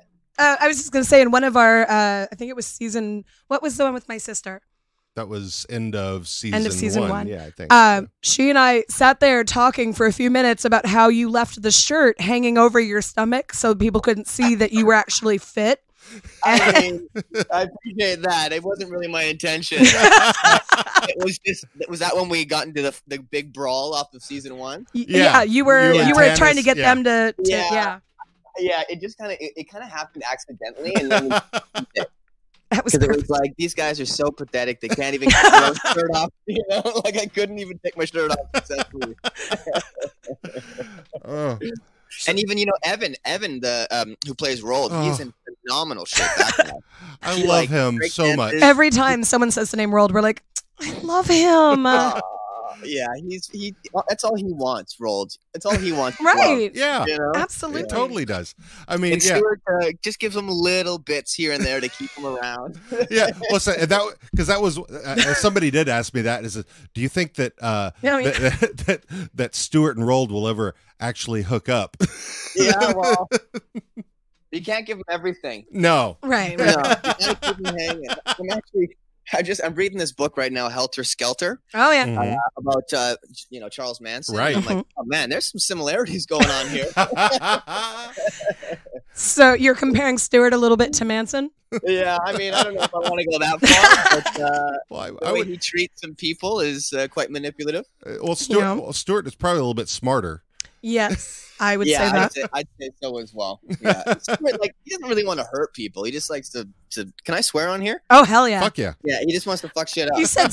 I love that we said swear, and then I said hell. Like I'm such a fucking teacher. Oh heck yeah! Oh heck yeah! Oh yeah! Well, gosh, darn. We're a podcast about Letterkenny. I know, right? Yeah. Shouldn't have asked. Sometimes we talk about cunt. Oh god. So tell me this: how hard is it for you to not break character? Because everybody's so fucking funny. Oh yeah, it's hard. Some days are harder than others, especially when we get the big group together and we're all getting super silly collectively. That's a really tough time. I bet. But like, we don't have too many takes. Mm-hmm. We don't have a lot of time on the days. The days move really, really quickly. So we do have to try our best to just stay in character. And I think it helps being as ridiculous as the skids are, because once we are in those, wardrobe and I put the hair on or the hat on, we're just kind of in character, and we're not method. We're not walking around being super skittish, but we've got a tight schedule, and we just try and stay as focused as we can. But there's a couple scenes, one in the new season coming up, where there was like 6 or 7 of us characters in it, and we just could barely hold it together. And I think people might know what scene when it comes out, but I'm not going to say anything for now. There have been some scenes that I've noticed where somebody has looked away, whether it's you down. Or Connor or Squirrely Dan. Dan looks down a lot. Yeah. Yeah. And there's something to be said about incorporating a little laugh in the show too, right? Because the characters sometimes find the jokes funny too. Sure. So you want to be able to laugh a little bit without, giving it away that you're actually bursting out a little bit. Right. Like earlier when I said the thing about the Florida State Seminole vesicles and nobody laughed. I think Jared actually he's probably got the hardest job because he's always he's the straight man. He's so straight all the time. Have you guys seen the bloopers? The blooper reels that come out? Yes. It's the greatest when Jared gets giggling and he cannot stop. So you and Jared met on the well, I know you were both in the second Don Cherry show that he was in, and you played young Don Cherry. You got it. Yeah. Oh my God. So is that how you ended up getting on this, or was that just? That's how Jared and I met. So Jared, that would have been probably 7 years ago or something. Yeah. 7 years ago. So Jared and I would have met in Manitoba. Him being Don Cherry and me being the younger Don Cherry. Meanwhile, I think Jared's 2 years older than I am. And right. He's playing 22-year-old Don, 68-year-old Don. 15-year-old Don to 20-year-old Don. But yeah, Jared and I became instant pals. We both love hockey. We got a lot in common. He lived in Vancouver at the time. So after we finished filming that movie, which was for me like a bucket list, top of the line type of role, being able to do a Canadian hockey movie legend like Don Cherry. Cherry. Definitely. Growing up in Canada, every Saturday we have Coach's Corner, and Don Cherry's on there sharing his opinion about the league and with those crazy suits. Oh yeah, he's crazy suits, and some people would say crazy statements. But, it was a dream come true, and I actually had to learn how to play left-handed for that role. I'm a right-handed guy, and the director, when he was considering giving me the role, he called me and said, "Hey Tyler, I know you said you're right-handed, but Don's left." And I'm like, "Did I say I was right? I'm definitely left-handed." he goes, "Other people have lied to me before." I'm like, "Well, look," "I grew up playing lacrosse. I scored more goals left-handed than some of my left-handed teammates." And he goes, "That's exactly what I needed to hear." All right. Man. Hung That's up really the cool. phone, had a mild panic attack, and it got to work. Half shooting left. Yeah. I was not a pro left-handed, but I got the job done. So you did all the sports in high school as well as doing drama in high school. Yeah, I was a busy young man. Yeah, you were. Well, I saw that I was reading that you did Footloose in high school. I did. And then and what I found funny is just a couple of years ago you were in a TV movie with Kevin Bacon. Yes. So did you tell him? I told him day 7 because it was like I didn't want to be just another guy. Kevin, I'm a huge fan. I played your character in high school. It's like this is exactly what I wanted to do, but I didn't want to do it day 1, 2, or 3. I wanted to kind of form a little camaraderie and actually know that maybe I'm not just a super fanboy like I am. But I did bring it up, and he kind of laughed, and he said, when that musical came out, I would get calls from high schools all over the country inviting me to come, and he's like, obviously I can't go to every high school performance. He was really humble and nice about it. He was a great guy. It was good to get to know him the little bit that I did. Yeah, I've heard good things about him. That he's like down to earth, and so is his wife and his daughter. Like they're all really nice people. Yeah, it's good. You always hear the things about you don't want to meet your heroes. Yeah, yeah. And so it's always really pleasant. Exactly, and he was great. I'm sure it's tough being, a legendary actor like that and going to different sets and having a bit of a responsibility to kind of be nice to people. Right. And I don't know. It's just you hear all these horror stories about these celebrities. And it's just like, well, you kind of have to put yourself in their position on occasion as well because they've got a lot going on and they have a lot of responsibility when they're on set and they can't just be a politician all the time. Right. And also, that reminds me of something that John Mulaney was joking about. I just rewatched some of his comedy this weekend, and he was talking about meeting celebrities when he was on Saturday Night Live and how, that might be being rude might be something completely normal to them because their normal is not our normal. So I love hearing stories about stars who actually are normal. Right. Where are you two from? Oh, I'm from here. I was born and raised in Seattle. And I'm okay. I've lived in Seattle since 2003, but I'm originally from Texas. Okay, gotcha. And most of my family is Canadian though, so. they always say for us Canadian actors, a lot of us make more polite choices than are appropriate. Because it's so funny because they're like, people are assholes. You don't have to make people nice. Like sometimes these lines aren't a nice thing. Yeah. So it's like us Canadian actors got to keep that in mind, Well, yeah, that's one of the things that I like about Letterkenny is it's, even though it's crude and rude, you're still very progressive and you try to be PC. About like when a gay joke is cracked, Rold is like, "Hey," and everyone's like, "Well, we love you, and we're not making fun of you." Yeah, they've managed to walk the line really well because some of the jokes could be deemed inappropriate and offensive, but no one really bullies people for who they are. It's more circumstantial bullying. Yes. You don't get bullied for being gay. You don't get bullied for being black. You don't get bullied for being whatever. It's just everyone just picks on everyone. You're picked on for what you do, not who you are. Exactly. That's exactly. If you do something dumb, you're gonna get chirped. And the thing I love about it also is even though when you're a fuck up like Stuart has been, at the end of season 1, they all came together and fought for Stuart. I know. And then sitting around at Modine's, like it's one of my favorite scenes when Stuart first is like being accepted as an okay person. And that was the thing that we talked about at the end of season 1 was you just did so much expression from your face. Yes. It was beautiful. Yes. Oh, thank you. I wanted to picture with Stuart because when I first talked to Jacob and Jared, I said this is season 1, right? Before we really knew what direction, how far the show would go, I was like, Stuart to me is the super villain in Letterkenny.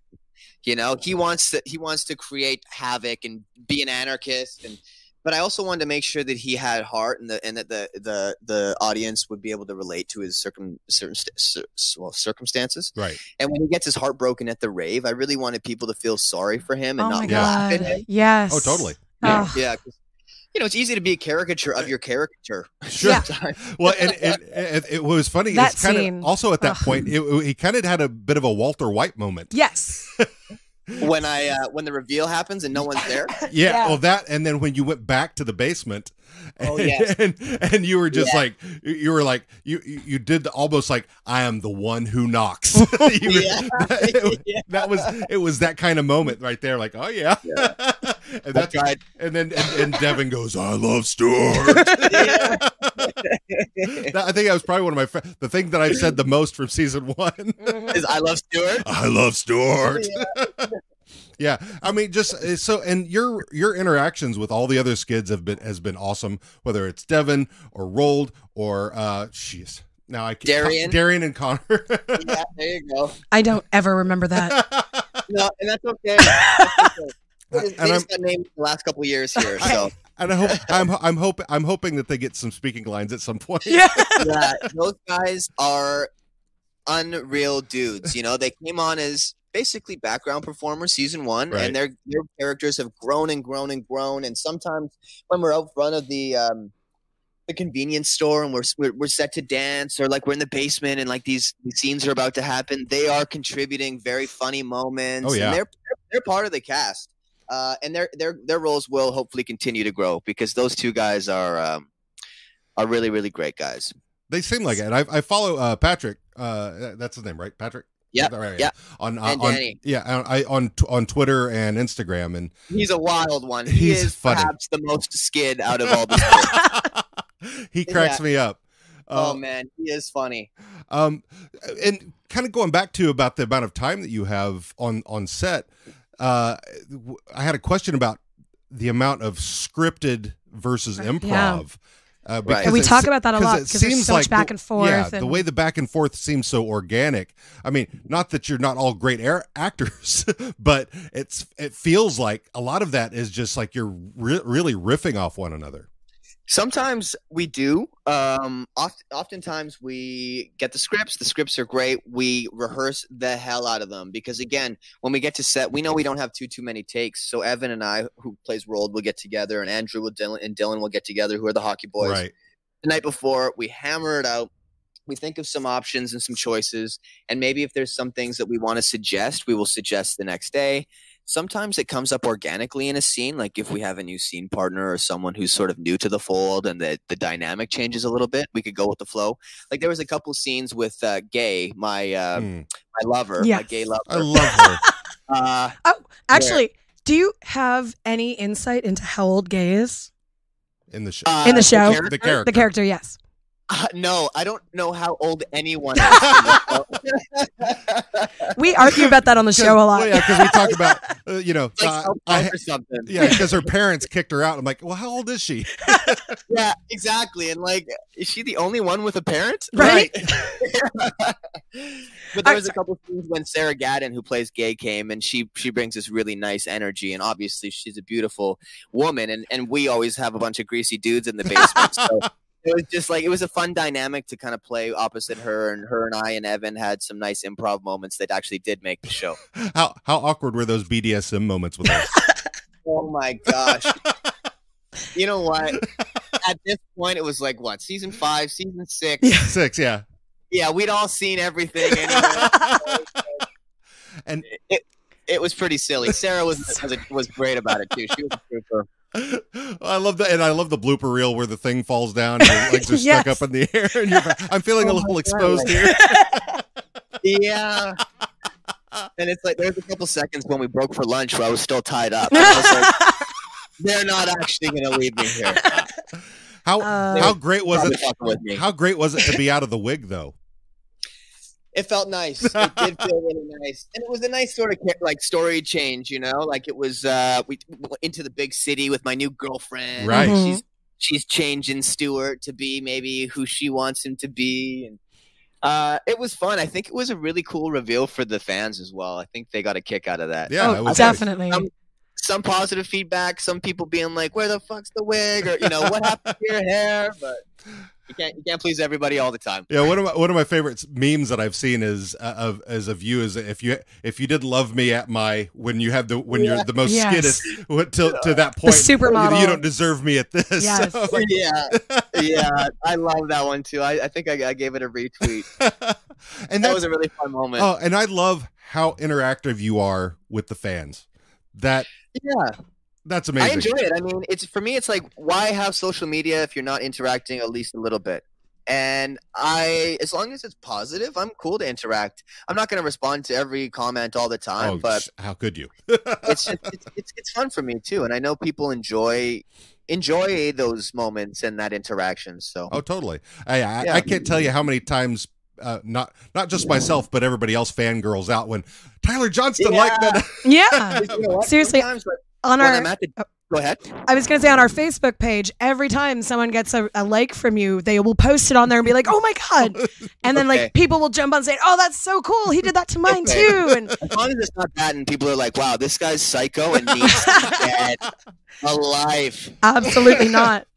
It's like moments, like if I'm on the bus or if I'm doing a little cardio at the gym, I'll go through the hashtag Letterkenny and like show some love and drop some comments and stuff like that. It's amazing how many tweets and posts there are out there. Like there are a lot of posts. Yeah, seriously taking off in the U.S. Yeah.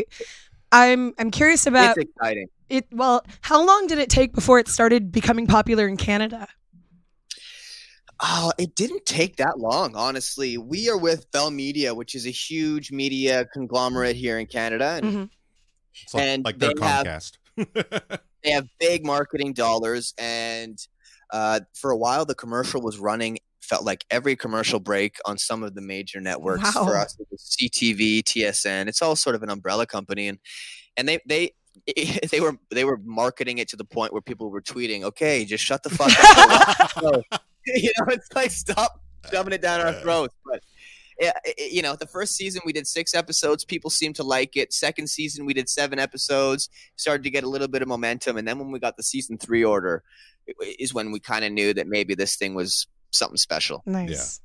Yeah. It's there's nothing else quite like it. No, absolutely not. I mean, people have said, well, if you like Letterkenny, and if you haven't watched it, watch Trailer Park Boys. And I've watched Trailer Park Boys. Trailer Park Boys is good. Sure. But it's not It's not the my same. cup of tea, It for is sure. Definitely not the same. Yeah. And I'm the one. It is a different show. Yeah. I'm the one. I do not like the crude parts of. I've got weird stuff. I'm autistic. I'll totally own that. I get squeegee about bodily fluids and like farts and stuff. I just don't like it. But Fart book in particular, yes. But it happens all through anytime Shorzy's on screen. You know, the diarrhea in the hockey days. But like even that, like on a normal show, that would totally turn me off from the show. But Letterkenny is so intelligent beyond that. I'm glad you can see that. Like Yes. some of the Shorzy scenes are ridiculous. Yes. But again, it's like not every scene could be for every person, right? Like if you I don't know if either of you are hockey fans or have played hockey or played sports or anything, but for people who have been in locker rooms, they understand some of those politics and the way that guys and girls chirp at each other. I love the female hockey player dynamic. What an addition those two are to the show. Marianne and Betty Ann, love them. Oh my gosh. So some people get that. Some people would understand maybe the hick jokes a little bit closer or the DJ jokes that the skids make. So it's a nice wide variety of jokes and people that I think it connect with. Oh yeah. Yeah, because I think Tiara, well, one of our episodes we talked about how, you know, we're all a little bit of something of each of those. And for me, I was, you know, I'm kind of a little hick because I'm from Texas, but I'm also a little degen because, you know, of the music that I've listened to. And because you're from Texas. Yeah. That's our up country in this country, I think. And then Tiara's a bit native and a bit skid. So that's what I'm talking about. Yeah. You know what?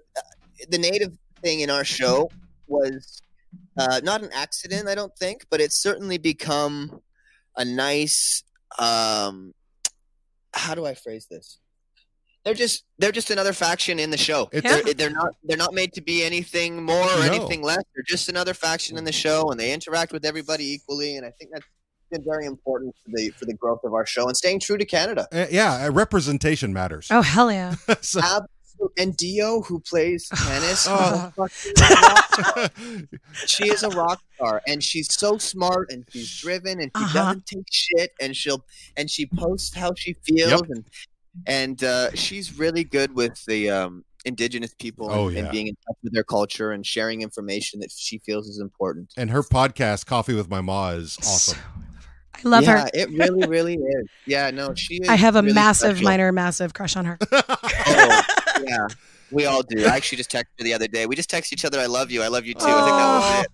Yeah, it's funny. It's funny. We don't talk too often, but when we see each other, we have a nice connection, her and I. I hope that she's back on the show. Oh yeah, she's not going anywhere. Yes, excellent. Sometimes just schedules, you know, people are off doing other things, or the way that the scripts are written, some characters are featured for a couple episodes. Right.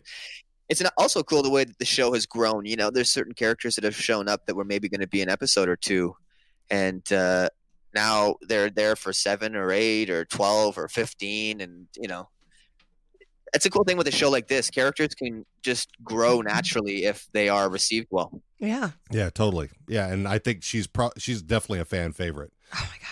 Absolutely. And the way that those first couple of seasons, the way that she interacted with Wayne, oh my so hot. God. Oh, and it's so hot. Yeah, and her story arc, because it seemed like initially she was a bit maybe just to be like a foil for but then that, you know, once she came on, it was just like, oh yeah, there's attraction there. Spark. Yeah, the chemistry. She was the only person on the show that could like put Wayne in his place. Right. Yes. Totally. Yeah. Between him and Katie, and how well she figured him out. So like everybody else looks at Wayne as like this big tough guy, and she's like 3-legged dog. When she spits, and Wayne's like, "What are you doing?" Yeah. She's like, "I'm spitting. Shut the fuck up." And he's like, "Oh, okay." You're not exposed. You're not exposed to spit. Yeah. Well, yeah. So yeah, but it's between her and Katie, who they really kind of they have some reins over Wayne. Yeah. Absolutely.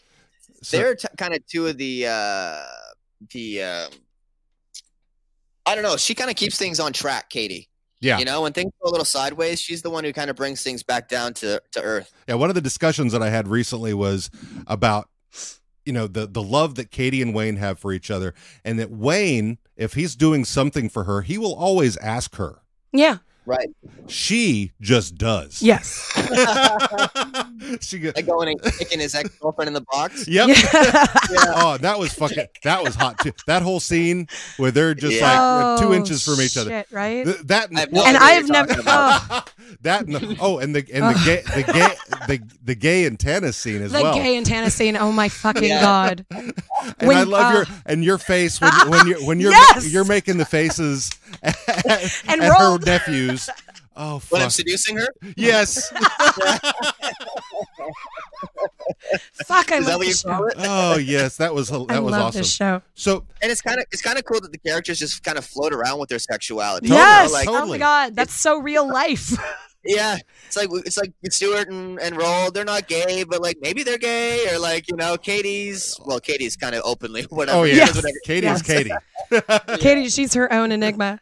Same with Glenn. Glenn, because it's definitely sounds like I'm pretty Glenn. sure what Glenn likes though. Yeah, well, Yeah. but Glenn. It sounds like Glenn is hooked up with Gail to get the LASIK. Oh, I mean, he does what he's got to do though. Yeah. He's got his ways. He's a resourceful man. He's straight for pay. So. Yeah.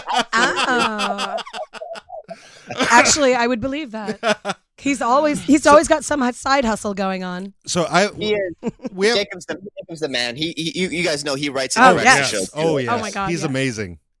And our friend Valerie Lopez, who's also a Patreon subscriber, we've interviewed her on the show. She's from the Comedy Wham podcast. Got to interview many of your cast members because she's in Austin and she was down there at the ATX festival. And she actually asked, "What if you have an embarrassing Jared story that you can share?" Are you asking me? Yes. That was something that came up at the festival, and you weren't there, so she wanted to ask. I saw the answer. I saw Jacob's answer. That was quite funny. I mean, do I have it? Oh. And if not a Jared one specifically, you're one for just from one set. Well, there was one where my girlfriend showed up to set, and Jared and her were meeting for the first time, and Jared had accidentally spilt mustard on his white tee, and he was so embarrassed about it. He went up to introduce himself. He apologized to her like 3 or 4 times. And it was like, he is such a gentleman, that guy. He couldn't handle that he had a little mustard on his shirt. Oh my god, that's so cute. Yeah.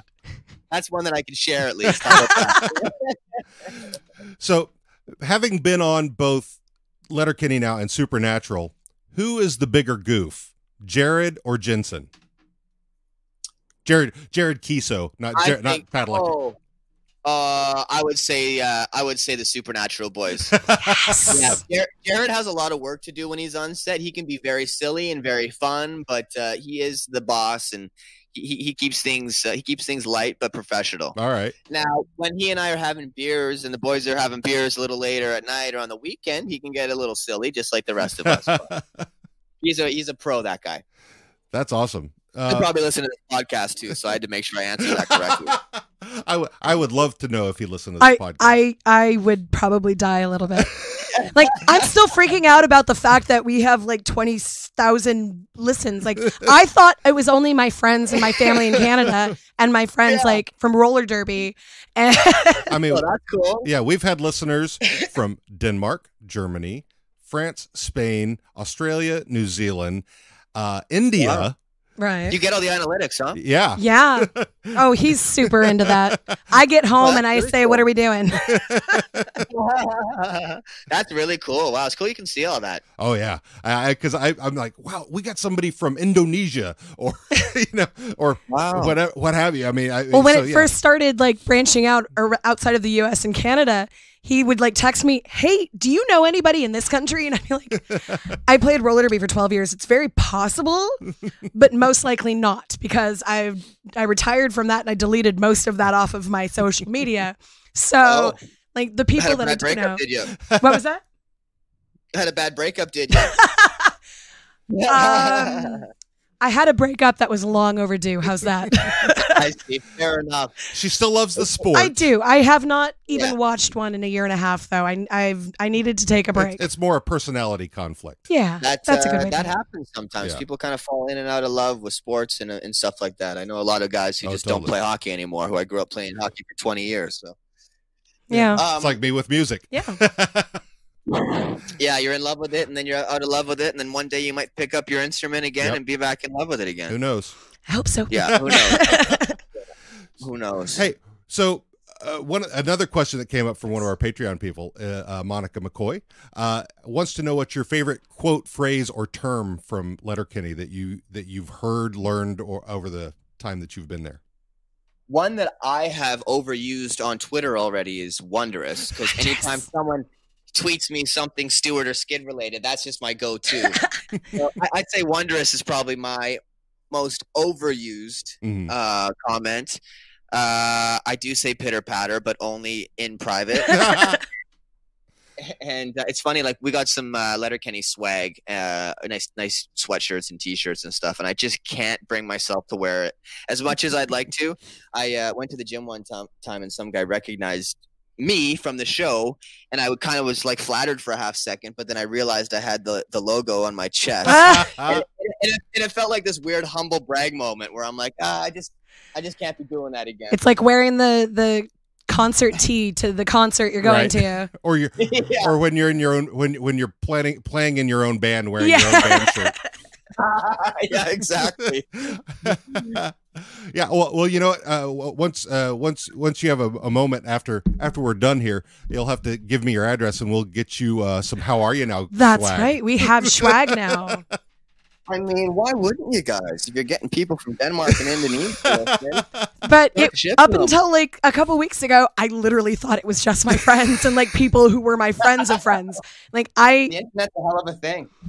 Wow. Yeah, it's amazing. It's all because of Letterkenny. It's because of how much people love your show. Yeah. You know, there's people who get on our Facebook page who've never heard our podcast before because they were searching for more Letterkenny stuff. Really? Yeah. So people are finding us because of you. Yeah, it's a trip. I mean, because I think I don't know if you and I'm not gonna because I know you're busy. I'm not gonna assume you've listened to our podcast, but if you have, one of our biggest segment is at the end of every show. We do Fuck Fight Ferda. Oh, fucking A. So for every character, every character in that particular episode, we talk about it's our fuck, marry, kill. Yes. So every character, are you gonna fuck them, fight them, or Ferda, are you gonna be their friend? Are you gonna stand up for them or show them what they need to? Right. And so that's great. Yes. So and so when we get new Facebook people, because I have questions, you know, what do you like about our show? And quite often, 9 times out of 10, somebody said, "Fuck, fight, Ferda." Yeah, the fighting on our show is pretty special too. Yeah. Oh God, some of the scenes, some of the choreography in the fight scenes really remind me of like high budget action, like. And then sometimes it's almost spoofy, which I love. Yeah. Like there was a bar fight in some episode where it slowed down. That was the St. Perfect's Day. St. Perfect's Day. Yeah, right. Fucking love that. It was very Batman-like, where there was the freeze frame hits. It was very like 1980s. It was like we watched Friday the 13th last night with Kevin Bacon. With Kevin Bacon, and some of the kills. That's what it reminded me of. Like it was like freeze frame right before the second. I love that kind of stuff. Then a pow. Yes. Or a blam. Yeah. Well, one of the memes that I came up with was I found a picture, and who's also a Canadian, Keanu Reeves. Yes. He was wearing a plaid shirt. He's so hot right now. Right? and I labeled him John Hick. Good one. And I said he needs to come to Letterkenny and fight and come fight off the Degens. Yeah. And something having to do with three-legged dogs. Oh, somebody kidnapped Stormy. Oh my God, that is great, John Hick. There's another great one that I saw when the Avengers came out, and and it's like, you know, toughest Thanos, toughest guy in the universe, and the next picture is Jared chugging the Gus and Brew. Into the laneway, don't come up the property. Yeah. Oh, and any other Patreon questions you guys have? What's that? Do you guys have any other Patreon questions? Those are that's the end of the Patreon questions. I do have some other lightning round questions to finish things off. If you're ready for that. I think I'm ready. Okay. All right. So, when you go to a movie, where do you like to sit? Middle row in the center. Same. Yeah, same. Cake or pie? Pie. Like Dean. Yeah, see, I'm cake, he's pie, so totally.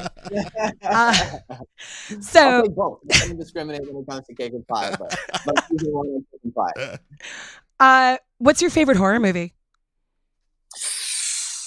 Oh, well, the Rob Zombie Halloween that came out a number of years ago, I almost had to leave the theater. I was so terrified. Oh, I love you. Oh, man. It's because it was so real. Like the way that the kid killed his bullies, it was like, it was so sad and it was so scary. You felt for him. I felt it wasn't just a masked man stabbing people anymore. It was an emotional connection, and it was almost too much for me. So I'll go with Halloween. That's nice. I like that. Yeah. Good answer. I got to see the new one with Danny McBride wrote it. Was that with Jamie Lee Curtis? Yeah. The new, it's okay. Okay. I heard Hereditary is really good. Oh, we couldn't get through that one. I couldn't get through that one. There was. Okay, so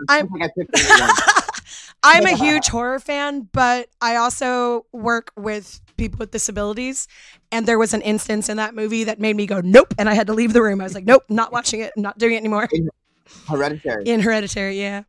Oh, okay. How about you guys? What's your favorite horror movie? Oh, Jesus. I should have thought about it. Ask her what her first novel she read as a 5-year-old.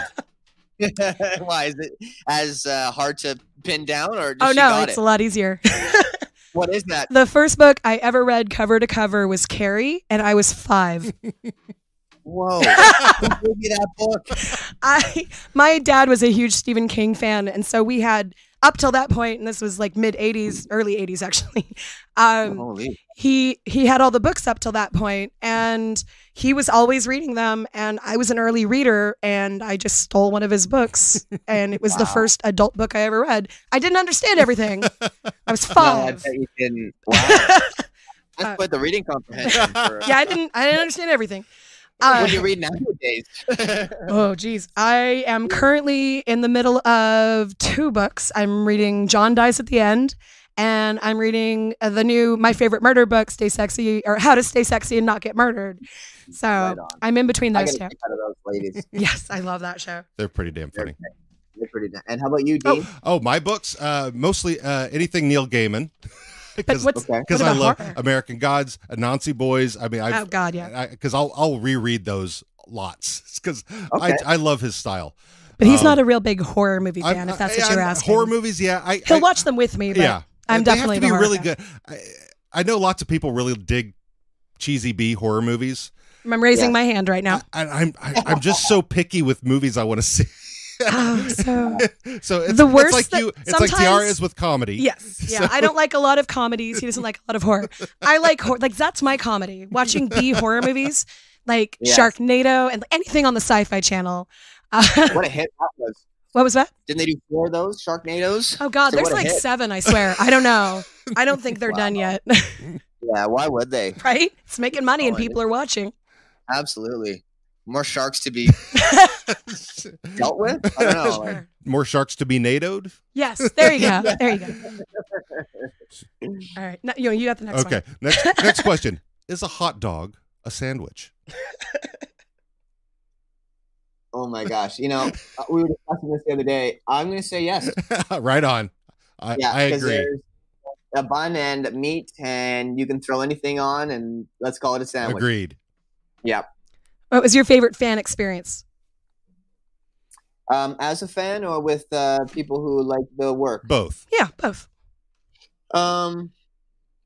Well, I've been able to do a couple of those Supernatural conventions, which was really kind of cool and rewarding in a way that I didn't expect. I got to meet hundreds and hundreds of fans. I've done 6 or 7 of them in the last couple of years, and getting to interact with them and do a Q&A period when I'm on stage and they get to ask me any question that, is appropriate. I really enjoyed the interaction with those people. I was gifted some cool Samange Riel apparel and some nice pictures and some nice, it's been really nice. That was a really cool fandom to find myself a part of. That's so cool. For the most part, it's a great fandom. There's some shitty people in some fandoms. There's shitty people everywhere. So yeah, I've heard of some of those circumstances, but thankfully I haven't had any of those encounters personally. And as far as me being a fan of someone, who's someone that I've recently? Oh, I met Dave Chappelle. Wow. Yeah. We won a Canadian Screen Award, which is the award show for TV and film here in Canada. Okay. And Dave Chappelle was there 1 year to give an award to the folks that helped create Just for Laughs in Montreal. Okay. So Letterkenny won Best Comedy that year. We went backstage. We were all, euphoric and through the roof, excited. And Dave Chappelle came over to us with a shot of whiskey, and we all grabbed some whiskey. And he cheered us in congratulations for winning the best comedy. We all cheered Dave Chappelle. We all kind of had a little group hug, and then that was that. Wow. That is and I remember cool. sneaking away, and it was just like, what the hell? Is this? Fuck yeah. It was like it just all happened so fast, and like did that happen? You get on? Yeah, exactly. Am I making Dave was in like Chicago or something? I think for all of us, it was pretty special. It was a Tupac hologram. Who is the kindest person you know? Might be Jared Keeso. You know what? That doesn't surprise me. It does not surprise me either. I mean, especially everything I see with him and the pictures of dogs and him being swarmed by puppies. Oh God! Yeah. Anybody who loves dogs that much has to be good. He is a gentleman and means it, and he's authentic and genuine. He is a really solid dude. A lot of the people who showed up on Letterkenny, whether it's cast or crew, were people that Jared had worked with in the past, and he's very loyal in that regard. That's awesome. Those fight sequences you were speaking of earlier, Dan Skeen is a fight choreographer, and Jared and I worked together with him and his family on the Don Cherry story. So things kind of come full circle with Jared. He's the kind of guy, when he says something, he means it. That's great. That is so cool. That is awesome to hear. Another celebrity. Yay. Heartwarming. No, he's the man. Yeah. All right, last one. Are you ready? He's also my boss. So again, of course. Got to keep boss happy. Yeah. All right, you ready for the last one? Let's do this. What is your biggest acting desire? If you could get the role of your dreams right now. Biggest get.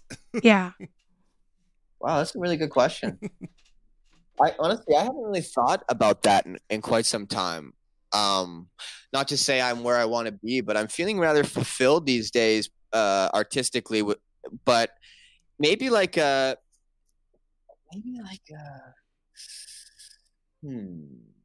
don't think I'd want to be a superhero.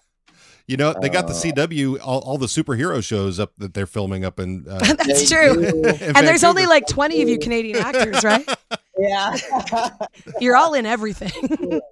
Oh, I don't know. You know what might be cool is my friend Megan Rath is, and I don't know if this is the pinnacle of my career, but she's doing a great show called Hawaii Five-0. And so Megan lives in Hawaii 8 months out of the year and films the TV show. So I'm just going to go with maybe if she can hook me up with a spot on Hawaii Five-0. even if it's just doing craft services. Exactly. I'll hang out. Yeah, I'll be craft services on Hawaii Five-0, and then fly home and do Letterkenny and fly back to Hawaii. See, I would be the opposite. I that's too much heat. Too much humidity. Too much humidity. Way too much humidity. I can handle the dry heat. She just came back from Vegas. Yes, I just came back from Vegas and actually survived. It was wonderful. That's why her voice sounds this way. No, I was already losing my voice before I went to see Queensryche and Skid Row in Las Vegas. Sorry.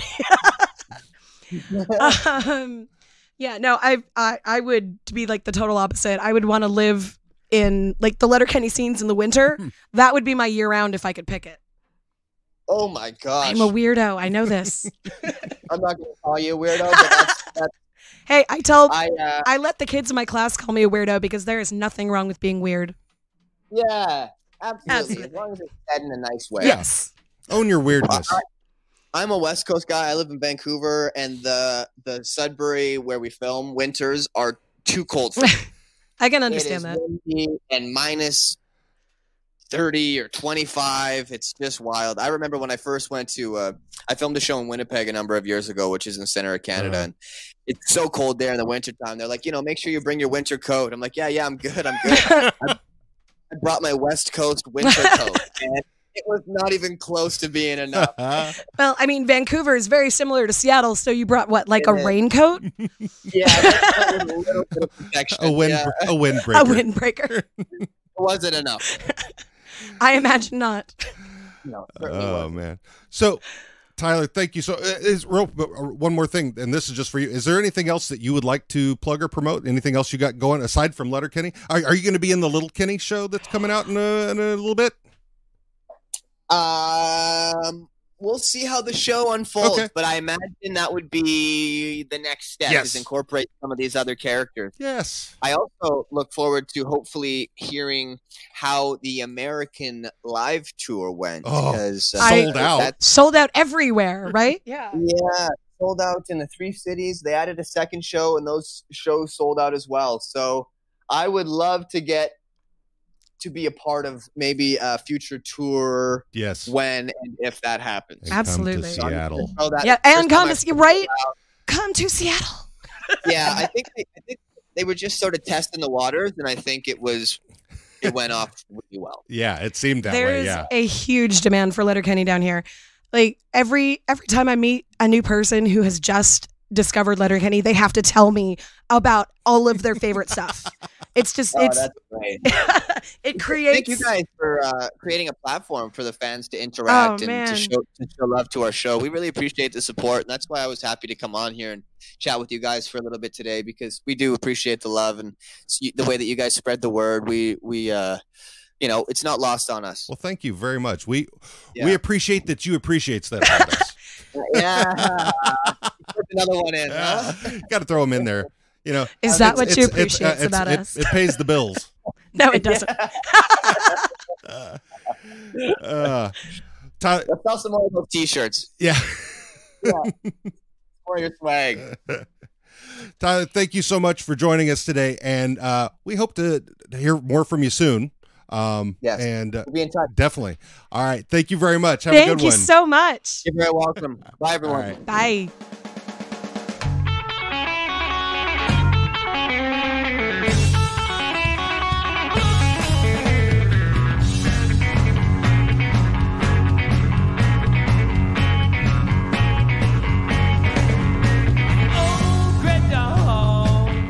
Thanks for listening to this episode of How Are You Now? If you like us, subscribe and give us a nice review. If you don't, well, we're not for everyone, but we thank you for listening anyway. If you'd like to contact us for any reason, we can be found on Facebook at How Are You Now Podcast. We can also be found on Twitter and Instagram at How Are You Now Pod, and via email at howareyouNowPod@gmail.com. We'd like to thank our good friend Jack Rainwater from the Hard Money Saints for allowing us to use their music for our intro and outro. You can find them on Reverb Nation at Hard Money Saints. See you DJs soon.